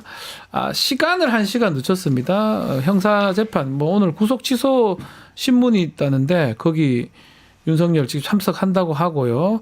결국은 시간만 늦추고 날짜를 늦추진 않았습니다.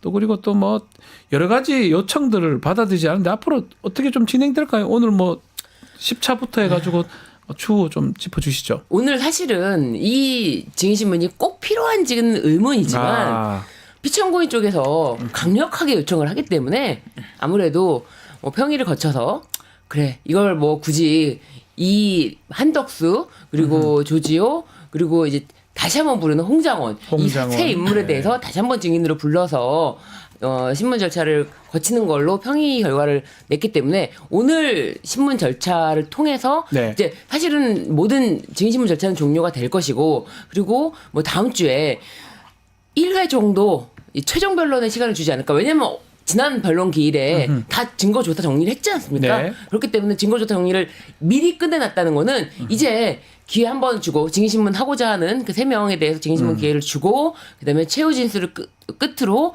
이제 모든 것이 마무리되지 않을까 싶습니다. 오늘은 조지호 청장이 나온다고 합니다. 네. 구인영장 얘기도 했었는데, 근데 지난 9차 때인가요? 그때 좀 문제가 됐던 게 조지호 경찰청장의 본인의 신문조서 이거를 채택하냐 안 하냐 이 부분이 논란이 됐는데 어떨까요? 부른다면 조지호 청장이 건강 상태가 좀 그런데 윤석열한테 유리한 얘기를 할까요? 어떻게 보십니까? 사실 얼마 전까지는 사실 예측하기 좀 어려웠는데요. 네. 최근에 이제 어제 오늘 사이에 조지호 청장이 얘기하는 내용들이나 이런 걸 보면 유리하게 얘기할 것 같지는 않습니다. 그렇죠. 예, 그럴 것 같지는 않고요. 지금 말씀하신 것에서 조금 더 얘기를 하면 네. 지금 계속 이제 절차 위반이다. 지금 말씀하신 그 조서 채택도 위법하다 이런 주장이 계속 나오는데 네. 탄핵 심판에 대해서 가장 먼저 아셔야 될 게, 가장 전제로 아셔야 될 게 뭐냐면 탄핵 심판은 형사 재판이 아니고요. 그 공무원 징계 절차입니다. 그렇죠. 공무원 징계 절차이기 때문에 형사소송법이 준용되긴 이제 기본적으로 적용이 되긴 하는데 그 본질에 반하지 않는 범위 내에서 적용이 되거든요. 그렇죠. 그러니까 지금 여기 나오는 증거들이나 이런 것들을 채택할 수 있냐, 이건 이 기준은 뭐라고 생각하시냐면 징계 절차에 대해서는 뭐 그것이 꼭 공무원이 아니더라도 어떻게 진행되는지는 어느 정도 이제 회사 생활이나 조직 생활에 보시면 아실 테니까 그런데 제출되는 증거들이나 내용들을 어디까지 인정할 것인가 이런 문제거든요. 네. 그러니까 지금 지금 이제 대통령 측에서는 형사소송법을 엄격하게 적용을 해서 마치 형사 절차에서 적용되는 증거법 법칙에 따라서 처리해야 된다고 주장하고 있는 것 같은데 네. 지금 그 헌재는 그거는 저기 형사재판 가서 다 거기서 따지시고요. 해라. 네, 거기서 여기는 해라. 징계 절차니까 징계적으로 보는 거는 그렇게 따질 필요가 없다라는 입장입니다. 그래서 사실 지금 조지호 청장의 진술조사 같은 경우에도 400일인가 이미 정리가 된 문제고요. 다 됐었어요. 되고 이제 네. 지난 그 구차에서 지금 정리하는, 그래서 실제로 내용이나 이런 거 확인하는 절차에서 거기서 이의 제기를 해서 했는데 왜 이제서야 하냐고. 왜 이제서 하냐라는 얘기도 있었지만 이게 절차가 늦게 된 것도 늦게 된 거지만 이게 실기했다는 말을 네. 했는데 한 것도 한 거지만 이게 기본적으로는 징계 절차이기 때문에 그런 채택, 증거 채택 이런 것들이 훨씬 좀 자유롭다. 그렇죠. 그래서 문제될 거 없다라는 걸 좀 말씀을 드릴 필요가 어떻습니까? 우리 다 변호사인데 네. 저는 한 번씩 왜 저러지 이렇게 생각들이 좀 들거든요. 저렇게 갑자기 이의 제기를 하고 압니다. 이게는 준용할 뿐이지 따를 필요도 없고요. 그냥 비슷하게 하라는 거예요. 뭐가 없으면 그 준용이라는 게 딱 그거잖아요. 그렇죠.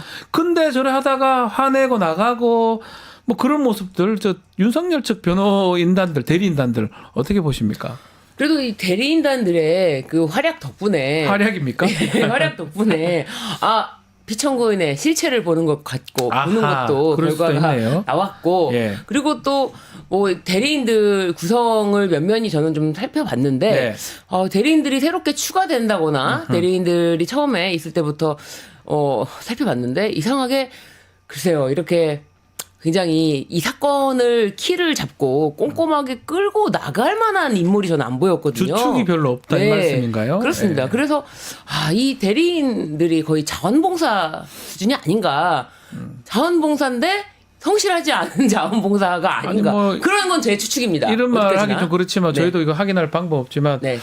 좀 죄송한 얘기를 좀 드리면 수임료가 좀 안 들어오거나 이러면 좀 열심히 할 수가 없는 변호사의 어떤 숙명이 있지 않습니까?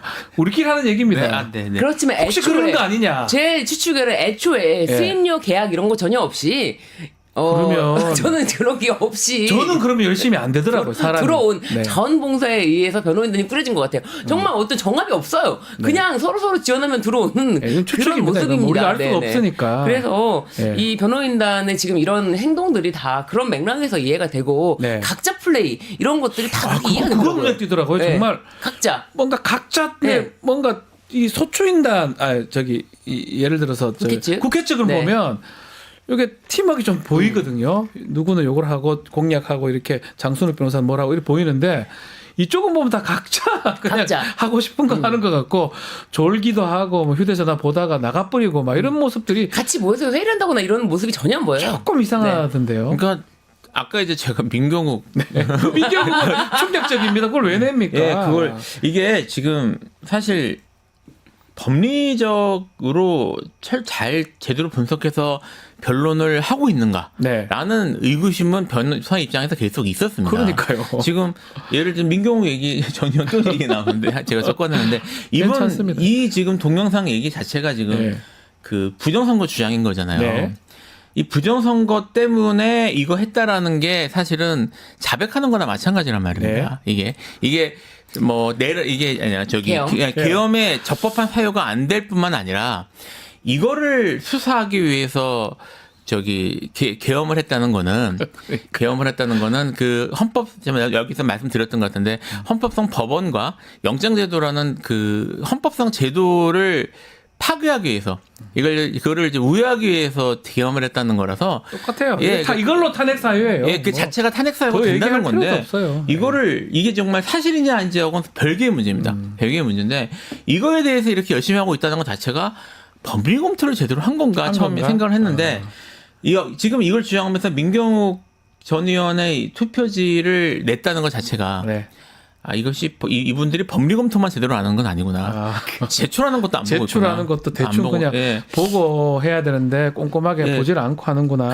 그래서 뭐 사실 좀 조심스럽습니다. 같은 예. 변호사끼리 예. 변호사가 이렇게 하면 안 되지일까라고 말하는 게 좀 그렇긴 저희가 한데. 그렇죠. 예. 예. 제가 말하겠습니다. 네. 그럼 안 되지 않습니까? 변호인단들. 변호사는 의뢰인의 이익을 위해서 해야 됩니다. 예, 지금 제가 그 이야기를 하고 싶었어요. 그 얘기를 그렇게 이게 어쨌든 해야죠. 뭐 변호사라는 직업이 직업상 하는 거라 뭐 살인죄 저지른 사람도 변호를 하는 변호할 수 거거든요. 있죠. 물론 해야 뭐 되고요. 하는 범위 내 적법한 범위 내에서 이제 양심적으로 해야 되는 거긴 하지만 어쨌든 맡았으면 네. 좀 열심히 하는 게 맞지 않을까. 열심히 하고 제대로 해야죠. 그런 생각이 자기 좀 드네요. 이익보다 네. 자기 이익은 그 일도 관여하지 않습니다. 필요 없죠. 저도 이제 방송을 하다 보면 연예인들 사건들 꽤 하는데 저는 한 번도 드러낸 적이 없어요. 오해받을까봐. 뭐 우리 신 변호사님도 그렇고 김 변호사님 저도 알고 있거든요. 많은 사건들 하고 있는데 그 사건은 그분을 위한 사건이지 저를 그렇죠. 위한 사건이 아니지 네. 않습니까? 납득하기 어려운데 자, 또 하나 좀 짚어봐야 될 게 9차 때 기억나는 게 윤석열 구치소에서 출발해가지고 뭐 경호 인력 붙여서 그렇게 출발했다가 헌재에 갔다가 다시 돌아가는 모습. 이거를 왜 이렇게 하는지 좀 이해가 좀 안 됐었는데 네. 왜냐하면 절차를 다 공개했었거든요. 네. 근데 오늘 또 어떻게 할지 뭐 좀 예상을 좀 해주시죠. 오늘은 증인신문이 있기 때문에 네. 그 자리를 지킬 거예요. 자리를 지키면서 또 증인신문 할 때 이제 본인이 이제 이야기를 안 하기 때문에 네. 또 눈을 감고 이렇게 음미하는 시간도 있지 않습니까? 네. 그렇기 때문에 오늘은 자리 지킬 거다. 증거조사 때는 괜히 이 얘기 내가 있어봤자 진짜 고개가 떨어질 수도 있거든요. 이렇게 고개가 떨어질 수도 있어요. 졸려서요? 증거조사 때는. 네. 그래서 증거조사 때는 굳이 뭐 내가 있는 게 의미가 없다라고 해서 자신의 존재감이 뭔가 있다라고 생각하는 것 같아요. 그리고 증거조사 때는 자신의 발언 기회를 얻기가 어렵지만 증인신문 때는 증인신문 끝나면 의견 진술 기회를 준다고 했었으니까. 의견 진술을 계속 하고 있습니다. 직접 그러니까요. 신문은 못 하더라도. 네네. 예. 그래서 그 얘기 하려고 나올 예. 것이다.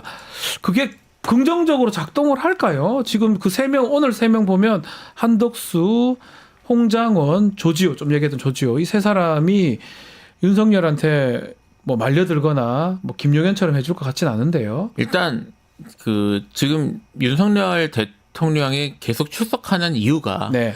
뭐 여러 가지로 해석할 수 있지만 사실 뭐 상당 부분 제 개인 생각이라는 건 전제로 예, 말씀드리면 개인 생각입니다. 그 앉아 있으면 현직 대통령이 어쨌든 앉아 있으면 네. 그 같이 있었던 나와 있는 증인들이 압박감을 느낄 거예요. 그것 때문에 사실은 계속 출석하는 게 아닌가라는 추측이 좀 있거든요. 보여주기다. 앉아 있는 것을 앉아 있는 것 보여주는 자체가 이거 것이다. 앞에서 자기가 네. 쳐다보고 있는데 네. 뭐 저기 밑에서 어쨌든 명령 지시를 받던 사람들이 수칙하게 말하거나 아니면 눈치를 안 볼 수 없을 것이다라는 네. 그런 계산이 있는 게 아닌가 싶긴 하거든요. 네. 그러니까 그런 의미에서 그리고 이제 거기에 대해서 이런저런 뭐 본인의 의사나 이런 것들을 밝히고 사실은 뭐 그렇게 말씀하시는 거 좋아하지 않습니까? 네. 말씀하시는 거 좋아한다는 얘기는 여러 군데서 들었으니까요. 네. 뭐 그런 목적으로 나오시는 게 아닌가 싶고요. 네. 그런 의미에서 오늘 나와서 얘기할 것 같긴 한데 다만 이제 오늘 출석하는 증인들이 뭐 셋다 물론 뭐 특히 한덕수 총리 같은 경우는 어떻게 얘기할지는 잘은 모르겠습니다만 윤석열 대통령한테 유리하게 얘기할 것 같지는 않아요. 어제 본인 지금 탄핵 심판에서 다 얘기해 버렸어요. 예, 할 것 같지는 않아서 네. 이미 이렇게 된 상황에서 윤석열 대통령이 앉아 있다고 뭐 발언하는 내용들 이런 것들이 또 확 바뀌거나 이럴 것 같지는 않습니다. 그래서 네. 제 생각에는 그래서 뭐 오늘 나와서 뭐 쳐다보고 있다고 하더라도 크게 달라지는 건 없을 것 같아요. 그러니까 이걸 세 사람 신문을 보면 뭐 추가 신문으로 잡아준 것 같은데 이걸 왜 하는지 저는 조금 납득하기는 좀 어렵거든요. 이게 유리할 것 같지는 않은데 오히려 홍장원 전 차장이 나와서 더 얘기하면 뭐 그 최근에 언론에서 그렇죠. 많이 또 인터뷰를 하셨던데 뭐 저희도 인터뷰를 좀 하고 싶습니다. 네. 토마토에서 하고 싶긴 한데 만약에 더 폭탄 발언하면 더 나쁘게 작동할 가능성도 있을 것 같거든요. 그렇죠. 홍장원 차장의 그 메모에 대해서 네. 그 메모지만 탄핵하면 된다고 생각하는 것 같아요. 그렇죠. 그 메모지에 완전히 올인하듯이 그 네. 메모지의 신빙성을 탄핵하고자 하는데 그게 지금 이 메모지 하나만 이 사건이 걸리는 게 아니지 않습니까? 네. 그런데 그렇게 하면은 뭔가를 해냈다라고 생각하는 건지 모르겠지만 그렇게 해가는 드립을 해가는 과정이었고 뭐 재차 증인신문을 요청을 했는데 강력하게 이렇게 뭐 제지를 한다는 것도 헌재에서 그래 강력하게 더 이상 제지하는 것도 의미가 없다. 한 번 더 불러주고 끝내는 게 그런 것 낫다라고 같아요. 예 그렇게 생각한 것 같습니다. 아마 순서대로라면 이번 10차 하고 아마 재판하면서 아니면 재판 직전에 고질할 겁니다. 다음 기일 하나 더 할지 네. 아니면 하나는 더 하겠죠. 뭐 증인신문 했기 때문에 그럼 25일 정도 아니면 26일 뭐 그 무렵에 종결이 될 가능성이 있다. 이렇게 얘기를 좀 해보고요. 자, 이 결국은 큰 줄기는 사실은 윤석열입니다. 우두머리. 네. 탄핵 심판도 잘 진행되고 있고 형사 재판은 오늘부터 진행되고. 근데 문제는 설계자, 머리 이게 좀 없어요. 그리고 왜 저 시점에 했는가 이 얘기 관련해서는 명태균 얘기가 나오고 있는데 최근에 또 중요한 녹취록이 하나 복기록이라고 표현하면 좋을 것 같습니다. 복기록? 명태균이 공개한 게 김건희하고 지금 통화했던 복기록 40여 분 통화를 했다는데 거기서 이번 총선 앞두고 김상민 전 검사 도와주라는 김건희가 얘기를 했고 그것 때문에 다퉜다. 이런 얘기 있습니다. 이것도 좀 중요해 보입니다. 좀 중요한 게 아니고 매우 중요하다. 매우 중요한 네. 일이고 사실은 이거 하나만으로도 뭐 이제 내란 이번 사건이 아니었다고 하더라도 네. 이거 하나만으로도 진실로 밝혀지면 탄핵이 나올 수 있는 거죠. 또 탄핵이죠. 예. 탄핵이 나올 수 있는 심각한 사안이고요. 네.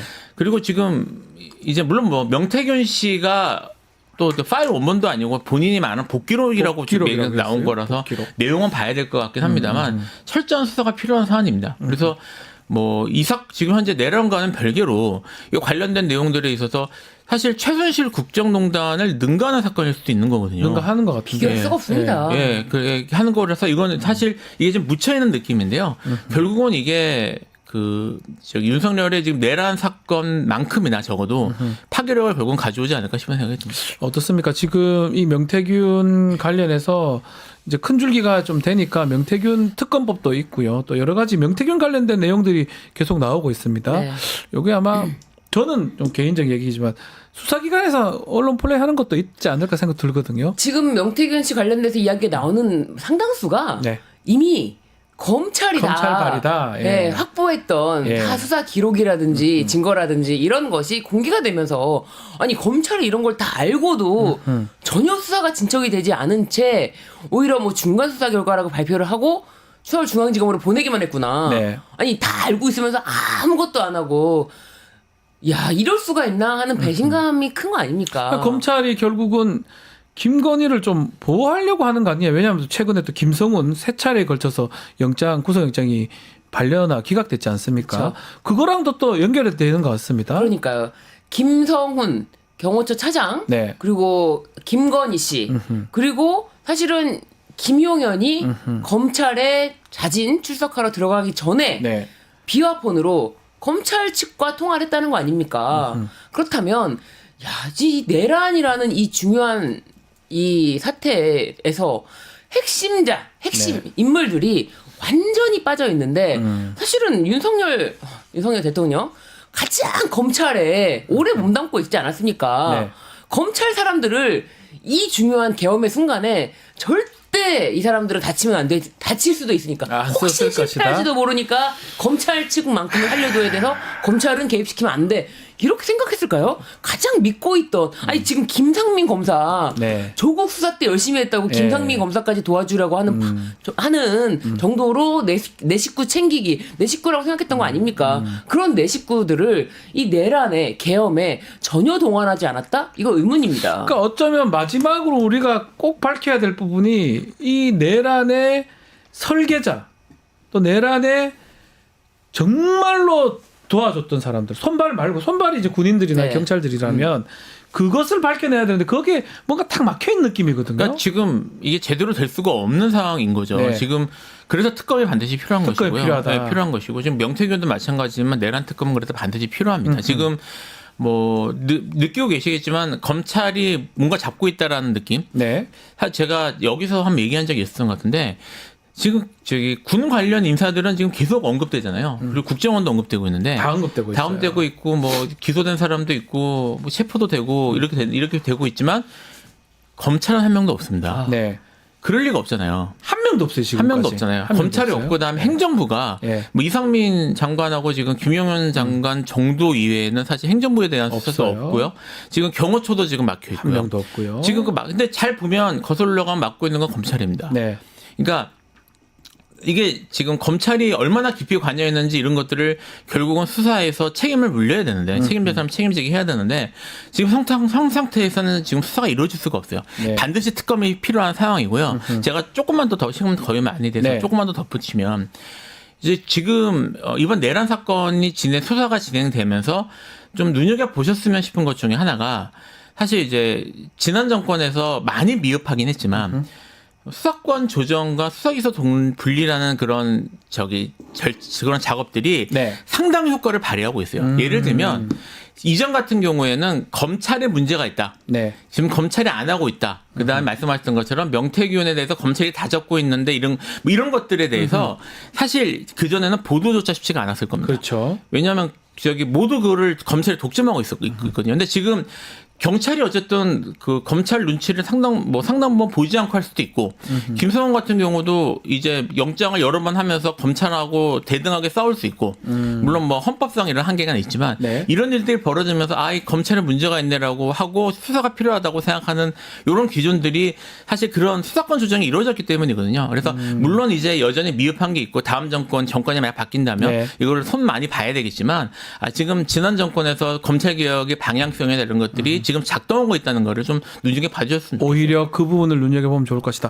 짧게 이거 하나 짚어보면 좋을 것 같아요. 이거는 우리 김필성 변호사님이 다시 한번 여쭤보겠는데 뭐 본인 사건 얘기 거의 안 하시지만 오늘 보도된 것 중에 대장동 재판 관련해서 그 재판부가 전원 교체가 된다면서요. 저 지금 부장 판사 인사이동이 원래 2월에 있거든요. 법원 인사이동이. 그러니까 이제 원래 이동할 거라는 거는 이제 진작부터 알고 있었고요. 왜냐하면 이제 아시겠지만 일정 기간이 지나면 사실 교체가 되거든요. 네. 그리고 지금 담당하시는 부장 판사님께서 이제 옮길 생각을 하고 사실은 이제까지 재판 지휘를 하셨어요. 그러면 재판이 상당히 또 이게 또 갱신이 필요하고요 앞으로. 뭐 갱신이 필요한 상황이고 3월 4일로 이제 아마도 갱신으로 첫 기일이 3월 4일인데 뭐 일단 갱신을 어떻게 할지 여부에 대해서는 이제 형사소송 규칙에 원칙이 있습니다. 원칙에 따라서 한번 진행이 되겠지만 그 갱신을 어떻게 할지는 사실 새로운 재판부하고 협의를 해야 될 문제라서 그러니까요. 현재로서는 3월 4일 기일만 잡고요. 네. 구체적으로 앞으로 이제 변론 갱신을 어떻게 진행할 것인지에 대해서는 그날 이제 새로운 재판부가 얘기를 해야 될 것 같아요. 그 난리를 쳤던 대장동 사건 이거 이래 되면 10년 걸리겠는데요? 아니 그런데 이 너무 웃긴 게 네. 이게 재판 지연을 한다. 이재명 측에서 재판 지연을 한다. 이재명 대표가 재판 지연을 한다는 그 어마어마한 기사를 쏟아내고 네. 또 이제 뭐 재판장 이하 배석 판사들이 교체된다고 하니까 또 재판 지연에 대한 걱정들을 언론에서 너무 많이 하고 있어요. 근데 이 재판 지연이 아니잖아요. 검찰 증인들 때문에 이런 거 아니에요? 일주일에 2번씩 네. 증인 신문을 하고 매번 재판을 진행하고 있는데 일주일에 2번씩 재판을 진행하고 있는 이런 상황에서 어떻게 재판 지연이라는 그 말을 쓰는지 이 말 자체가 그러니까요. 저는 이 말 자체가 엄청난 프레임이라고 보는데 다른 사건에서요 정말 이렇게까지 재판을 열심히 하는 재판이 있습니까? 그러니까요. 저는 모르겠습니다. 우리 변호사님이 네. 계속 가시겠지만 네. 매주 2번씩 고생이 많으십니다. 저기 변호사 다 하시니까 제가 네. 푸념을 좀 하면요. 네. 일주일에 2번 하루 종일 재판을 빼면요. 네. 일주일에 5일 재판하는데 네. 이틀을 못 쓰는 거잖아요. 그러니까요. 생계가 많이 힘듭니다. 이거는 이거 너무 충격적이에요. 그렇죠. 절반이 내 인생의 절반이 저기 가 있다는 거예요. 그러니까 증인 신문이 뭐 의미가 없다는 게 아니고 그냥 자기들끼리 하는 거 관계 없는 게 더 많아요. 피고인도 관심 없고 변호인도 저건 필요 없는 그러면 그냥 딴 생각하죠. 그걸 뭐 유심히 듣지 않거든요. 그렇지만 심지어 있긴 있어야 돼요 그 자리에. 피고인은 그 자리에 계속 있어야 출석을 되잖아요. 해야 되고 아니 이걸 재판 지연이라는 말을 진짜 이런 말은 절대 쓰면 안 되는 말이라고 생각이 드는 게 야, 지금 김필성 변호사님이 생계가 어렵다 할 정도로 네. 일주일에 2번씩 하루 종일 법원에 가서 앉아 있는 아무 거예요. 일도 못해, 근데 거기 가 그거를 있으니까. 지금 벌써 2023년에 그게 네. 재판이 시작됐잖아요. 네. 2023년부터 2년째 하고 있죠. 2년째 만 2년째 재판을 2년째 지금 하고 하고 있죠. 있습니다. 네. 누가 이거를 지연시키고 싶어 합니까? 이건 말이 안 됩니다, 진짜. 마지막으로 말씀드리면 검찰이 증인 신청한 게 많아서 그렇습니다. 요번에 이제 윤석열 내란 사건 이제 오늘부터 진행할 건데 그 형사재판 증인이 500여 이상 된답니다. 재판부에서 이제 그 증인을 다 채택할지 그 부분이 얼마만큼 재판을 하게 될지 볼 수 있는 바로미터가 되거든요. 지켜보기로 하겠습니다. 자, 김필성, 신유진 변호사와 함께했습니다. 감사합니다. 감사합니다. 뉴스토마토 구독자 이벤트 소개해드리겠습니다. 지금 실시간 채팅창 참여하시면 매일매일 2,000 통통 쿠폰 지급해드리고 있습니다. 2,000원 상당의 할인 쿠폰을 지급해드리는데요. 채팅창 링크에 있는 통통모랩에 가입하고 회원 고유번호 코드를 실시간 채팅창에 한번 붙여넣기 하면 이벤트에 참여하실 수가 있습니다. 댓글을 달면 하루 5번까지 참여할 수 있는 5,000 통통 쿠폰 드리겠습니다. 아래 더보기란 참고하시면 좋고요. 이어서 뉴스 인사 프라임 진행이 됩니다. 쇼미더 민심 코너입니다. 조금만 기다리십시오.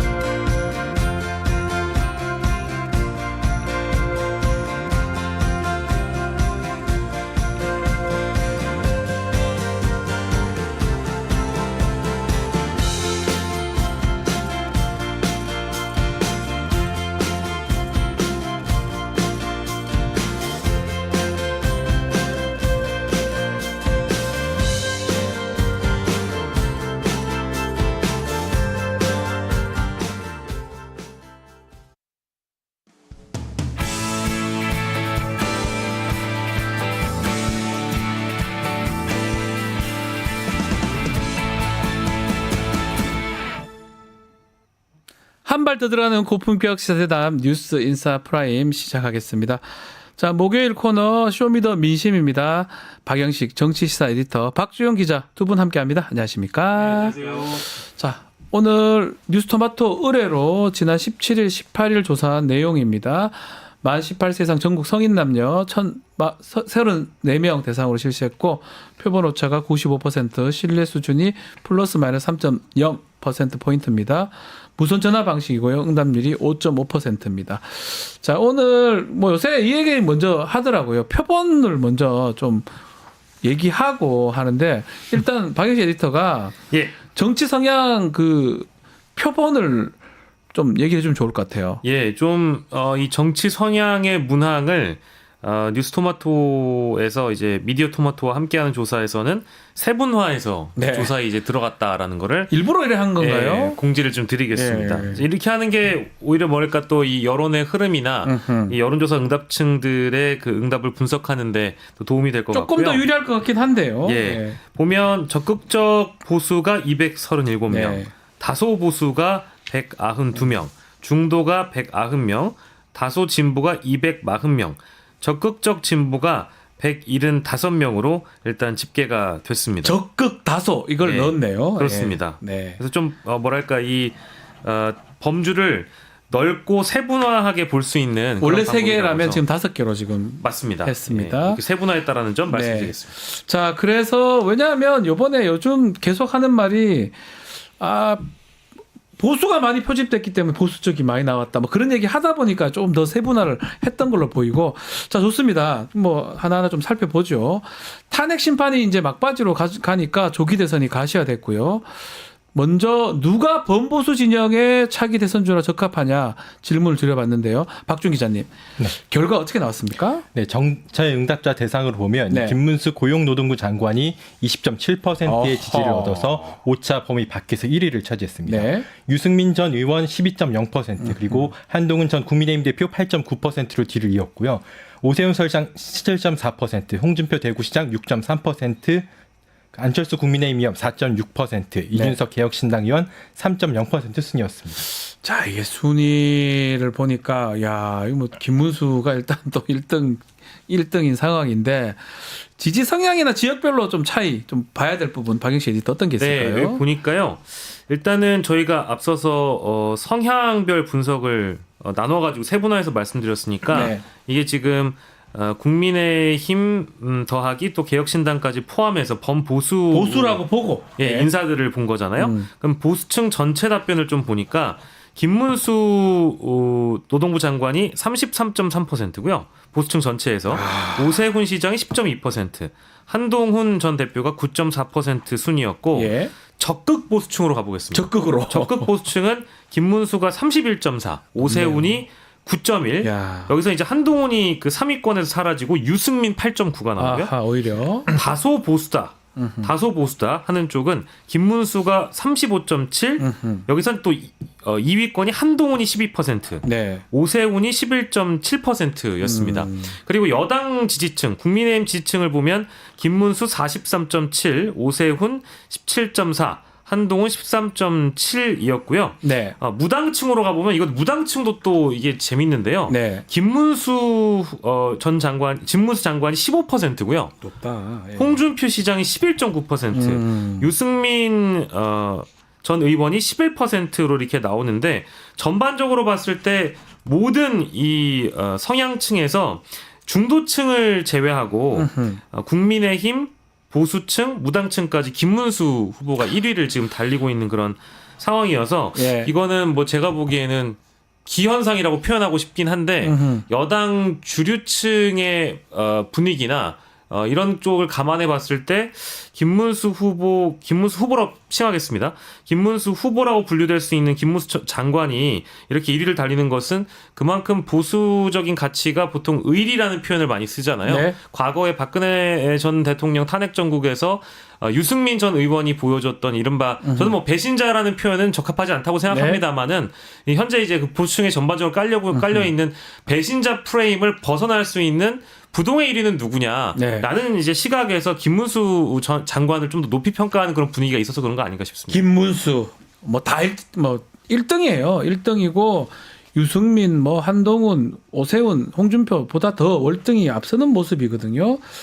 뭐 이런 얘기도 이런 얘기를 하셨지만 우리 기자님 보시기에 어떻게 보십니까? 김문수 1위 이 상황 현상 어떻게 해석하는 게 맞을 것 같아요? 저도 비슷한 네. 생각인데요. 참. 사실 그 내란 사태 이후에 그 김문수 장관이 지금까지 보여준 행보를 봤을 때 특별하게 뭐 특출난 없어요. 뭐 별 얘기가 없어요. 네, 그런데 다만 굳이 꼽자면 예. 지난해 12월 11일 국회 현안 질의 때 아하. 국민에게 사과하라고 민주당 의원들이 요구했는데 유일하게 고개를 숙이지 않았던 그렇죠, 국무위원이 김문수 김문수입니다. 장관이었습니다. 예. 그렇기 때문에 이것이 보수 지지자들에게 그게 눈길을 끌었고 그 부분이 지금 김문수 장관이 지지율 1위를 하게 된 보수층과 국민의힘 지지층에서 1위를 하게 된 이유가 아닌가 생각합니다. 그렇죠. 고개 숙이지 않은 김문수. 어제 김문수 장관 뭐 기자들 만났는데 아직까지 명확하게 얘기는 하지 않지만 밑바닥부터 내가 올라왔다 이런 얘기도 하는 거 봤을 때는 대권 출마하지 않을까 그런 염두에 둔 얘기 아닌가 그리고 보이는데요. 이제 김문수 장관 주변에 이제 모이는 국민의힘 의원들 많아요. 수가 인사들을 많아졌어요. 보면 굉장히 숫자적으로도 네. 많아져서 저도 이제 여당 관계자 쪽의 얘기를 좀 잠시 전하자면 네. 한동훈 전 대표가 책을 내는 거에 대해서 네. 여당 주류 인사들이나 여당의 지지층들은 죄송한 말씀입니다만 아무 관심이 없다라고 합니다. 그 정도로 이번에 나와도 예. 한동훈 전 대표는 경선을 통과하기가 어려울 것이다라고 친윤 주류층이 해석하고 있다라고 보는 게 맞을 것 같고요. 네. 그만큼 이제 윤석열을 수호하는 쪽 그리고 보수의 가치를 지향하는 그 자세를 지키는 쪽. 그러니까 아까 이제 의리 같은 키워드겠죠. 예. 근데 이거를 이제 달리 해석해 보면은 김문수 장관이 최근에 이제 좀 화제가 됐었던 거는 김구 선생의 국적이 중국이라는 의견도 있다. 이제 이런 뭐랄까 반지성주의에 가까운 이런 네. 발언들이 오히려 더 주목을 많이 받았잖아요. 근데 이런 쪽으로 오히려 더 자신의 이미지를 확고하게 만드는 쪽이 대선 경선 1위를 달성할 가능성이 높아진다는 것은 그만큼 지금 국민의힘 주류의 분위기가 반지성적으로 가고 있다는 그렇게 것이고 또 이해할 수도 있겠죠. 우경화 된다라는 예. 쪽으로 봐야 될 거고 극우화되고 있다라고 봐야 돼서 이거는 우리 정치 환경으로 본다라고 하면 그게 바람직한 상황은 아니라고 봐야 지금 될 것 같아요. 국민의힘 당헌 당규에 따르면 당심 반영 비율이 높아요. 이런 상황이면 김문수 장관이 만약 출마한다면 매우 높은 상황인데 한동훈 전 대표 얘기를 했기 때문에 좀 얘기를 해보면 책을 이제 예약 판매를 했어요. 제목은 국민이 먼저입니다. 예, 그거 냈는데 근데 지금 지지율 자체는 좀 많이 떨어져 있어요. 오세훈보다 못하잖아요. 지금 3등 정도가 되는데 어떻습니까? 언제쯤 전면에 나설지 돌파구가 있을지. 일단 한동훈 전 대표 측 얘기를 들어보면 네. 윤석열 대통령이 탄핵 결과까지는 기다릴 수 없다는 입장으로 알고 있고요. 네. 일단 탄핵 변론기일이 끝난 후 나설 가능성이 높은 걸로 알고 있습니다. 네. 이 다음 주 26일쯤에 일단 책 출간 시기에 맞춰서 공개 행보를 할 예정이고 네. 다만 바로 이제 언론과의 접촉하기보다는 그 전국 대학을 돌면서 청년들과 소통하는 방식으로 공개 행보를 시작할 걸로 알려졌습니다. 자, 저게 효과가 있을까요? 어떻게 보십니까? 근데 시점은 잘 잡은 것 같아요. 시점은 잘 그러니까 잡았다. 잘 왜냐하면 잡았다. 탄핵 심판의 결과가 나오고 나서 움직이는 것이 어쨌든 한동훈 전 대표에게도 명분상 좋습니다. 왜냐하면 지금 어찌됐든 99.9%의 확률로 윤석열의 파면 결정이 날 가능성이 높다라고 정치권에서 다들 보고 이래 행동하는 거 아닙니까? 바라보고 있으니까 여야 할 것 없이 지금 조기 대선 국면으로 나아가고 있다라고 보는 것이 네. 합리적일 텐데 지금 이 순간에 뭐 책을 출간하는 건 그렇다 치더라도 정식으로 어떤 공개적으로 정치 활동을 재개를 한다라는 것은 기자들이 다 붙어가지고 질문할 거거든요. 네. 윤석열의 탄핵에 대해서 어떻게 바라보느냐, 내란에 대해서 어떻게 바라보느냐, 계엄에 대해서 어떻게 바라보느냐. 이거를 굉장히 이성적이고 합리적으로 설명을 하면 할수록 본인의 지지도가 떨어지게 돼 있거든요. 그렇죠. 그러니까 윤석열의 거취 문제가 해결이 되고 난 이후에 이제 자신이 등장했을 때 정치적으로 명분을 가질 수 있는 발언들이 더 이제 설득력이 실릴 수 있다라고 볼 수 있을 것 같고요. 네. 저는 이게 만약에 대선 경선 과정에서 유의미한 결과가 나오지 않는다라고 한다면 저는 조심스러운 얘기긴 합니다만은 국민의힘 내부에서는 뭐랄까 뚜렷한 성과를 못 내다 보니까 친한계를 모아서 실제 당이 분열되거나 독자 창당의 기로에 서게 될 가능성도 조심스럽게 지금 점쳐볼 수 있을 것 같습니다. 근데 이제 우리가 하나 고려하지 않을 수 없는 게 뭐 저희 뉴스토마토에서 보도를 했던 명태균입니다. 명태균. 이 명태균이 내용들이 결국은 특검법이 되기도 특검법이 올라가 있기도 하고 그 의혹이 중앙지검에 또 조사가 되고 오세훈, 홍준표 다 연관성이 있다고 지금 얘기가 나오고 있잖아요. 앞으로 이 대권 구도에 국민의힘 대권 구도에 명태균 의혹이 미칠 영향 기자님 어떻게 보고 계십니까? 결국 이 명태균 리스크에 걸려 있는 후보들이 상당수 있기 때문에 국민의힘에서 특히 오세훈 서울시장과 홍준표 대구시장이 두 사람 이들이 대선 행보에 나설 때마다 명태균 씨가 어떤 패를 꺼내들지 모르기 때문에 그러니까요. 대선 행보 내내 발목을 잡을 가능성이 높다고 생각합니다. 그렇기 때문에 국민의힘 내부에서 나설 수 있는 대선 후보가 제한적이다 이런 얘기도 나오고 있는데요. 네. 아무래도 오세훈 시장과 홍준표 시장을 제외하면 현재 주목할 수 있는 대권 후보는 김문수 장관과 한동훈 전 대표 그리고 원희룡 전 장관 정도인데 이 정도 수준에서 봤을 때 이렇게 해서 대선 경선에 나가게 된다면 김문수 장관이 상당 부분 꽤 유리하지 않을까 이런 전망이 여러모로 김문수 난가? 이런 생각이 들 것 같아요. 왜냐하면 지금 돌아가는 모양새가 지금 다한테 유리하게 보수 진영이 좀 작동하고 있잖아요 지금. 네, 근데 실제로 김문수 장관이 과거에 한 발언을 보면 내가 뜯어 말려서라도 비상계엄을 반대했을 것이다라는 발언을 한 적이 있거든요. 그렇죠. 그걸 생각해 보면 본인도 본선 경쟁력에 대한 고민을 안 하고 있지는 않을 것 같습니다. 게다가 이 뭐 정치를 하루 이틀 하신 분들도 아닐 거고 네. 여당 입장에서는 어쨌든 본선에서 이기는 후보가 중요할 텐데 이미 당내 주류 정서에서 많이 멀어져 있는 명태균 게이트를 제외하고 활용할 수 있는 인재로는 아까 우리 기자님이 말씀해 주신 것처럼 한동훈 전 대표라든지 뭐 원희룡 전 장관일 텐데 김문수 장관으로는 일단 지금 승부를 보기가 어렵다라고 한다면 어쨌든 지금 뭐 보여주는 시그널이나 메시지가 중도 무당층에 호소할 수 있는 그러니까요. 거를 방향을 좀 잡아야 되거든요. 그러니까 역사관이라든지 본인의 가치관이라든지 이런 것들에 대해서 김문수 장관이 앞으로 뭐라고 얘기할지 사실 굉장히 궁금해지긴 궁금해져요. 합니다. 예. 주변에서 많은 조언을 받을 것 같긴 합니다. 국적이 어디요? 이런 것도 생각이 납니다. 자, 다음은 범진보 진영의 차기 대선 주자 누가 가장 적합한지 또 생각하는지 질문을 드려봤는데요. 결과 우리 박 기자님 소개 좀 해주시죠. 네, 전체 응답자 대상으로 보면 이재명 민주당 대표가 48.1%의 지지를 받아 압도적으로 1위를 차지했습니다. 네. 이어서 김동연 경기지사 8.3%, 김부겸 전 국무총리 7.1%, 김경수 전 경남지사 3.9%, 김두관 전 경남지사 2.9%, 이광재 전 강원지사 1.2%, 전재수 민주당 의원 1.0% 순이었습니다. 자, 어떻게 봐야 됩니까? 뭐 이게 이재명 대표가 좀 많이 앞서다 보니까 그러다 보니까 비재명, 비명계 이런 다른 후보들이 좀 같이 뭐 연합하는 모습이기도 하고 또 이재명 대표는 또 통합 행보를 계속 한다는 모습이고요. 어떻게 네. 지금 보고 있습니까? 주목해볼 네. 만한 점은 그러니까 이재명 대표가 지금 압도적이잖아요. 네. 그래서 지금 토마토 조사에 나와 있는 지금 저희가 그래프 이건 너무 보여드렸잖아요. 압도적이에요, 사실은. 네. 나머지 비명계 네. 분들의 지지도 하고요. 예, 그 외 다른 인물 예, 없음 이걸 다 더해봤습니다. 네. 근데 이재명을 못 넘어요. 그러면 안 되죠. 그러니까 심지어 김동연, 김부겸, 김경수, 김두관, 이광재, 전재수 그 외 다른 인물 없음. 이게 응답한 분들을 더해봐도 이재명을 가까스로 못 넘습니다. 그렇죠. 넘어줘야 되거든요. 예. 그 얘기인즉슨 여타 여론조사의 흐름이나 이번 토마토의 조사를 보더라도 지금 압도적으로 이재명 대표가 앞서가고 있기 때문에 게다가 네. 어떤 본인의 행보 자체도 뭐 이따 저희가 뒤에 다루겠습니다마는 통합 행보라든지 그리고 어떤 이념적 지향점을 진보라고 강조하기보다는 중도 보수 정당이라고 이제 규정한 그렇죠. 인터뷰가 이제 화제였기 때문에 이렇게 된다라고 한다면 오히려 더 자신이 품을 수 있는 그 어떤 범주가 넓어지는 것이거든요. 약간 이 조사대로라면 이쪽 진영은 이제 정리됐다 이렇게 보고 예컨대 산토끼 잡으러 가야 된다.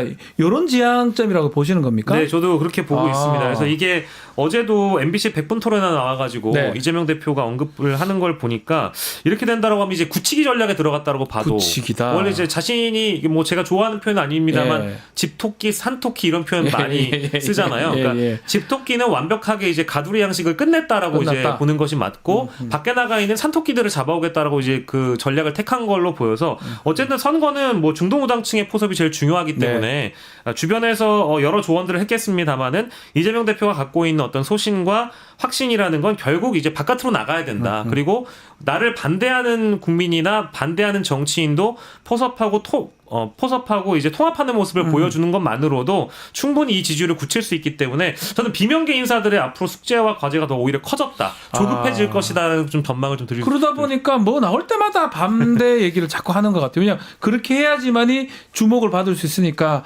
오히려 그렇게 하는 것 같은데 글쎄요. 좀 지켜보기로 통합 행보를 하는 거는 이것도 사실 근데 문제가 대선이 얼마 진짜 안 남았어요. 만약에 이제 윤석열 그 구도대로 간다면 탄핵된다면 정말 2달, 3달 안에 대선이 이루어지는 거거든요.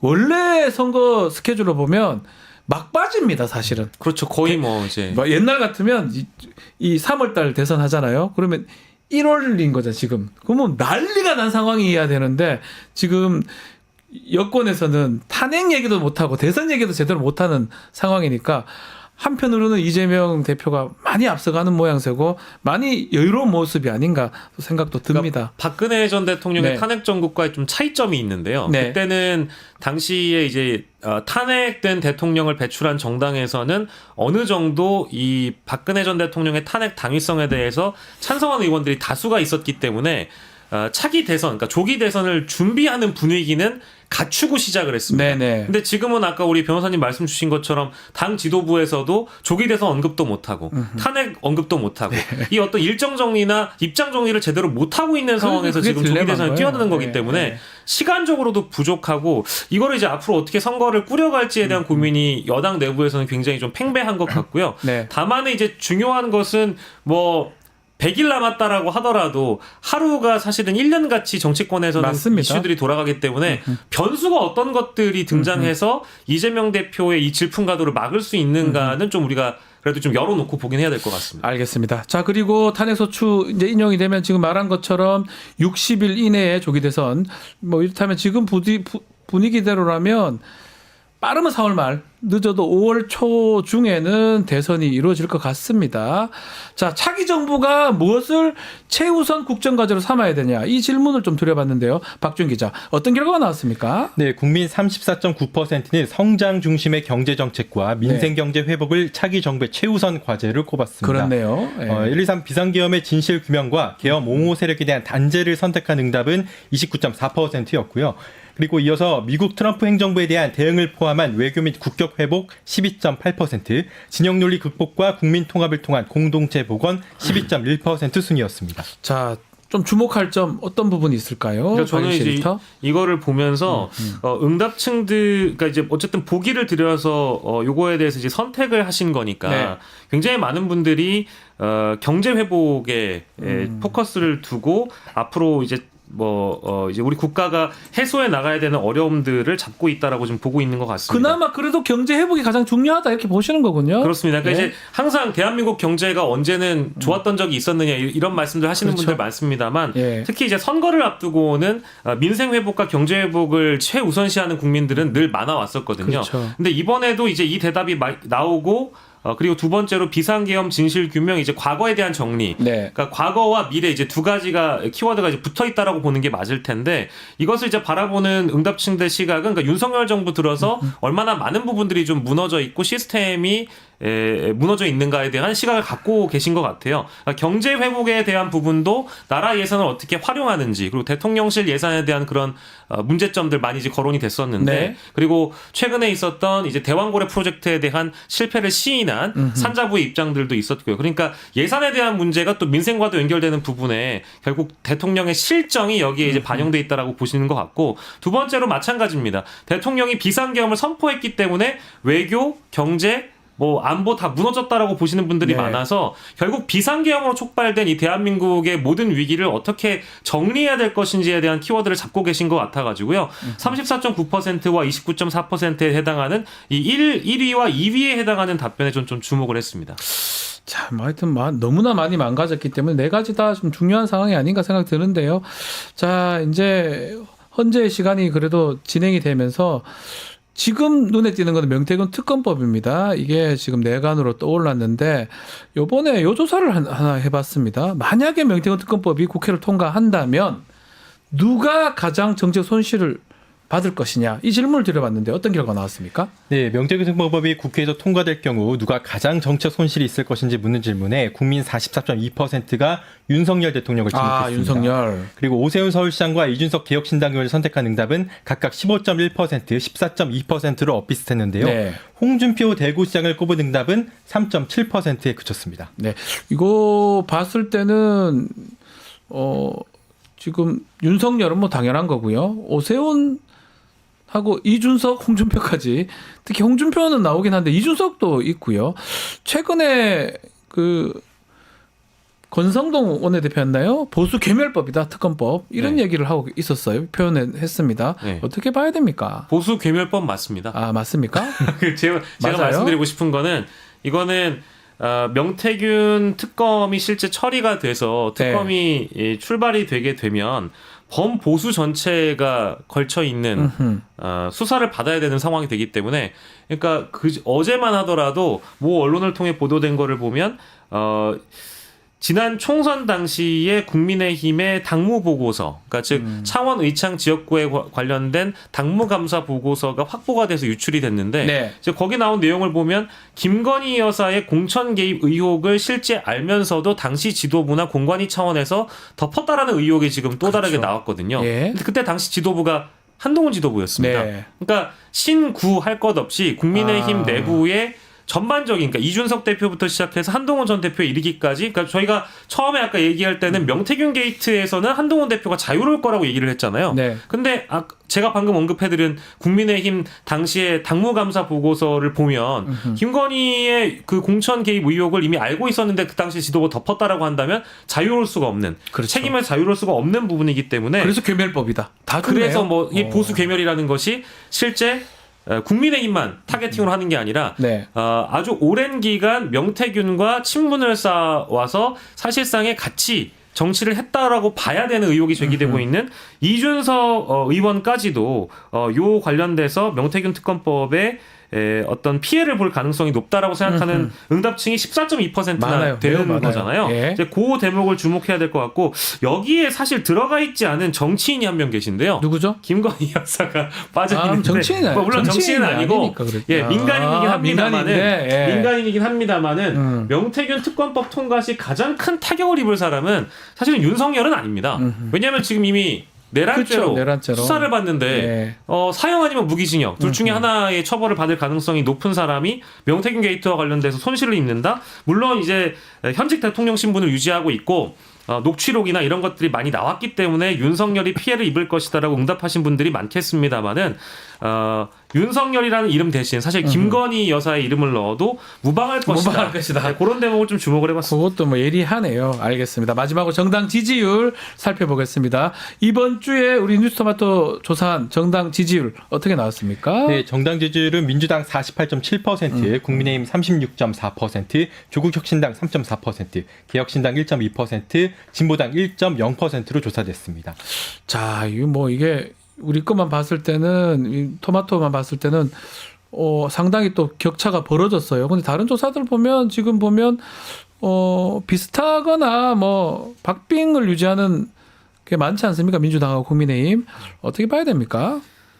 국민의힘의 지지도가 여전히 높게 나타나거나 혹은 네. 민주당과 이제 붙어 있는 예. 경우들의 조사가 지난주까지는 이어진 게 맞고요. 지금의 흐름이나 추세는 민주당이 조금씩 이제 앞서가고 있거나 이제 차이가 벌어지고 있는 조사들이 나오고 있다라는 것이 공통점인 것 같긴 합니다. 네. 근데 그 이유를 살펴보면 최근에 이제 언론사 사설이라든지 이제 화두가 됐던 내용들을 좀 살펴보면 대부분 이제 국민의힘 왜 이러나라는 그런 측면의 이슈들이 많이 사설에, 있었던 것 같아요. 예. 그러니까 첫 번째는 헌법재판소를 이제 흔드는 측면, 헌법을 부정하는 측면, 그리고 윤석열이라는 내란 수계를 비호하거나 두둔하는 측면에 있어서 많은 어떤 역효과를 지금 얻고 있다라는 생각이 좀 들고요. 기존에 이제 물론 보수층의 응답이 여론조사에 많아져 있었던 것도 분포돼 있었던 것도 사실인데 민주진보층이라고 부르는 이쪽 지지층에서도 지금 이제 대선 시기가 가까워오면 올수록 응답 비율이 더 높아지고 있는 것도 사실이거든요. 그러니까 2주 전과 지난주를 비교를 해보면 조금씩 이제 민주당 지지층이나 나를 진보라고 이야기하는 사람들 비율이 높아지고 있습니다. 그러다 보니까 뭔가 민주당의 지지율이 좀 따라잡히는, 그러니까 국민의힘의 지지율을 민주당이 따라잡히는 그런 결과가 있는 여론조사들이 나오고 있고요. 네. 지금 저희 조사로는 민주당이 훨씬 더 많이 앞서가고 있잖아요. 10% 이상 앞섭니다. 그건 아까 이제 이슈의 예. 측면에 봤을 때 국민의힘이 소위 이제 마이너스 포인트를 많이 좀 쌓아가고 있다. 특히 헌재를 흔들거나 헌법을 부정하는 사례들이 드러나면서 심지어 보수지인 동아일보조차도 최근에 문영배 재판관을 흔들었던 이슈에 대해서 사과를 해야 된다는 네. 강력한 논평을 내면서 그런 것들이 국민의힘의 사과를 이끌어내기도 했고요. 그런 측면들에 충분히 반영이 돼 있다라고 보는 것이 합리적일 것 같습니다. 자, 이제 결국은 탄핵 심판 결론은 머지않아 날 겁니다. 이제 이게 중요할 것 같아요. 이때 국민의힘의 지지율 양상 변화.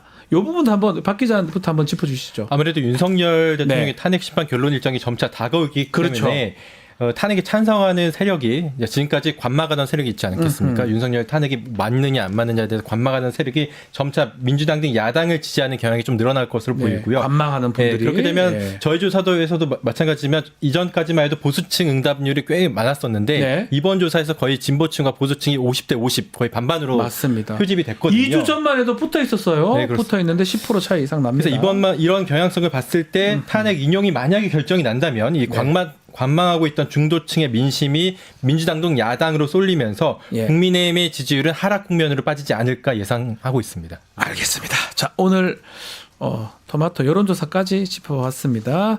두 분 말씀 잘 들었습니다. 감사합니다. 감사합니다. 자, 내일 방송 짧게 소개해드리겠습니다. 인미애 최인호 의원의 체타임 준비되어 있고요. 배상훈 프로파일러 베프의 촉, 김종대 전원 최강 디펜스 나옵니다. 많은 시청 부탁드리고요. 저는 내일 아침에 다시 찾아오겠습니다. 시청해주신 여러분 고맙습니다.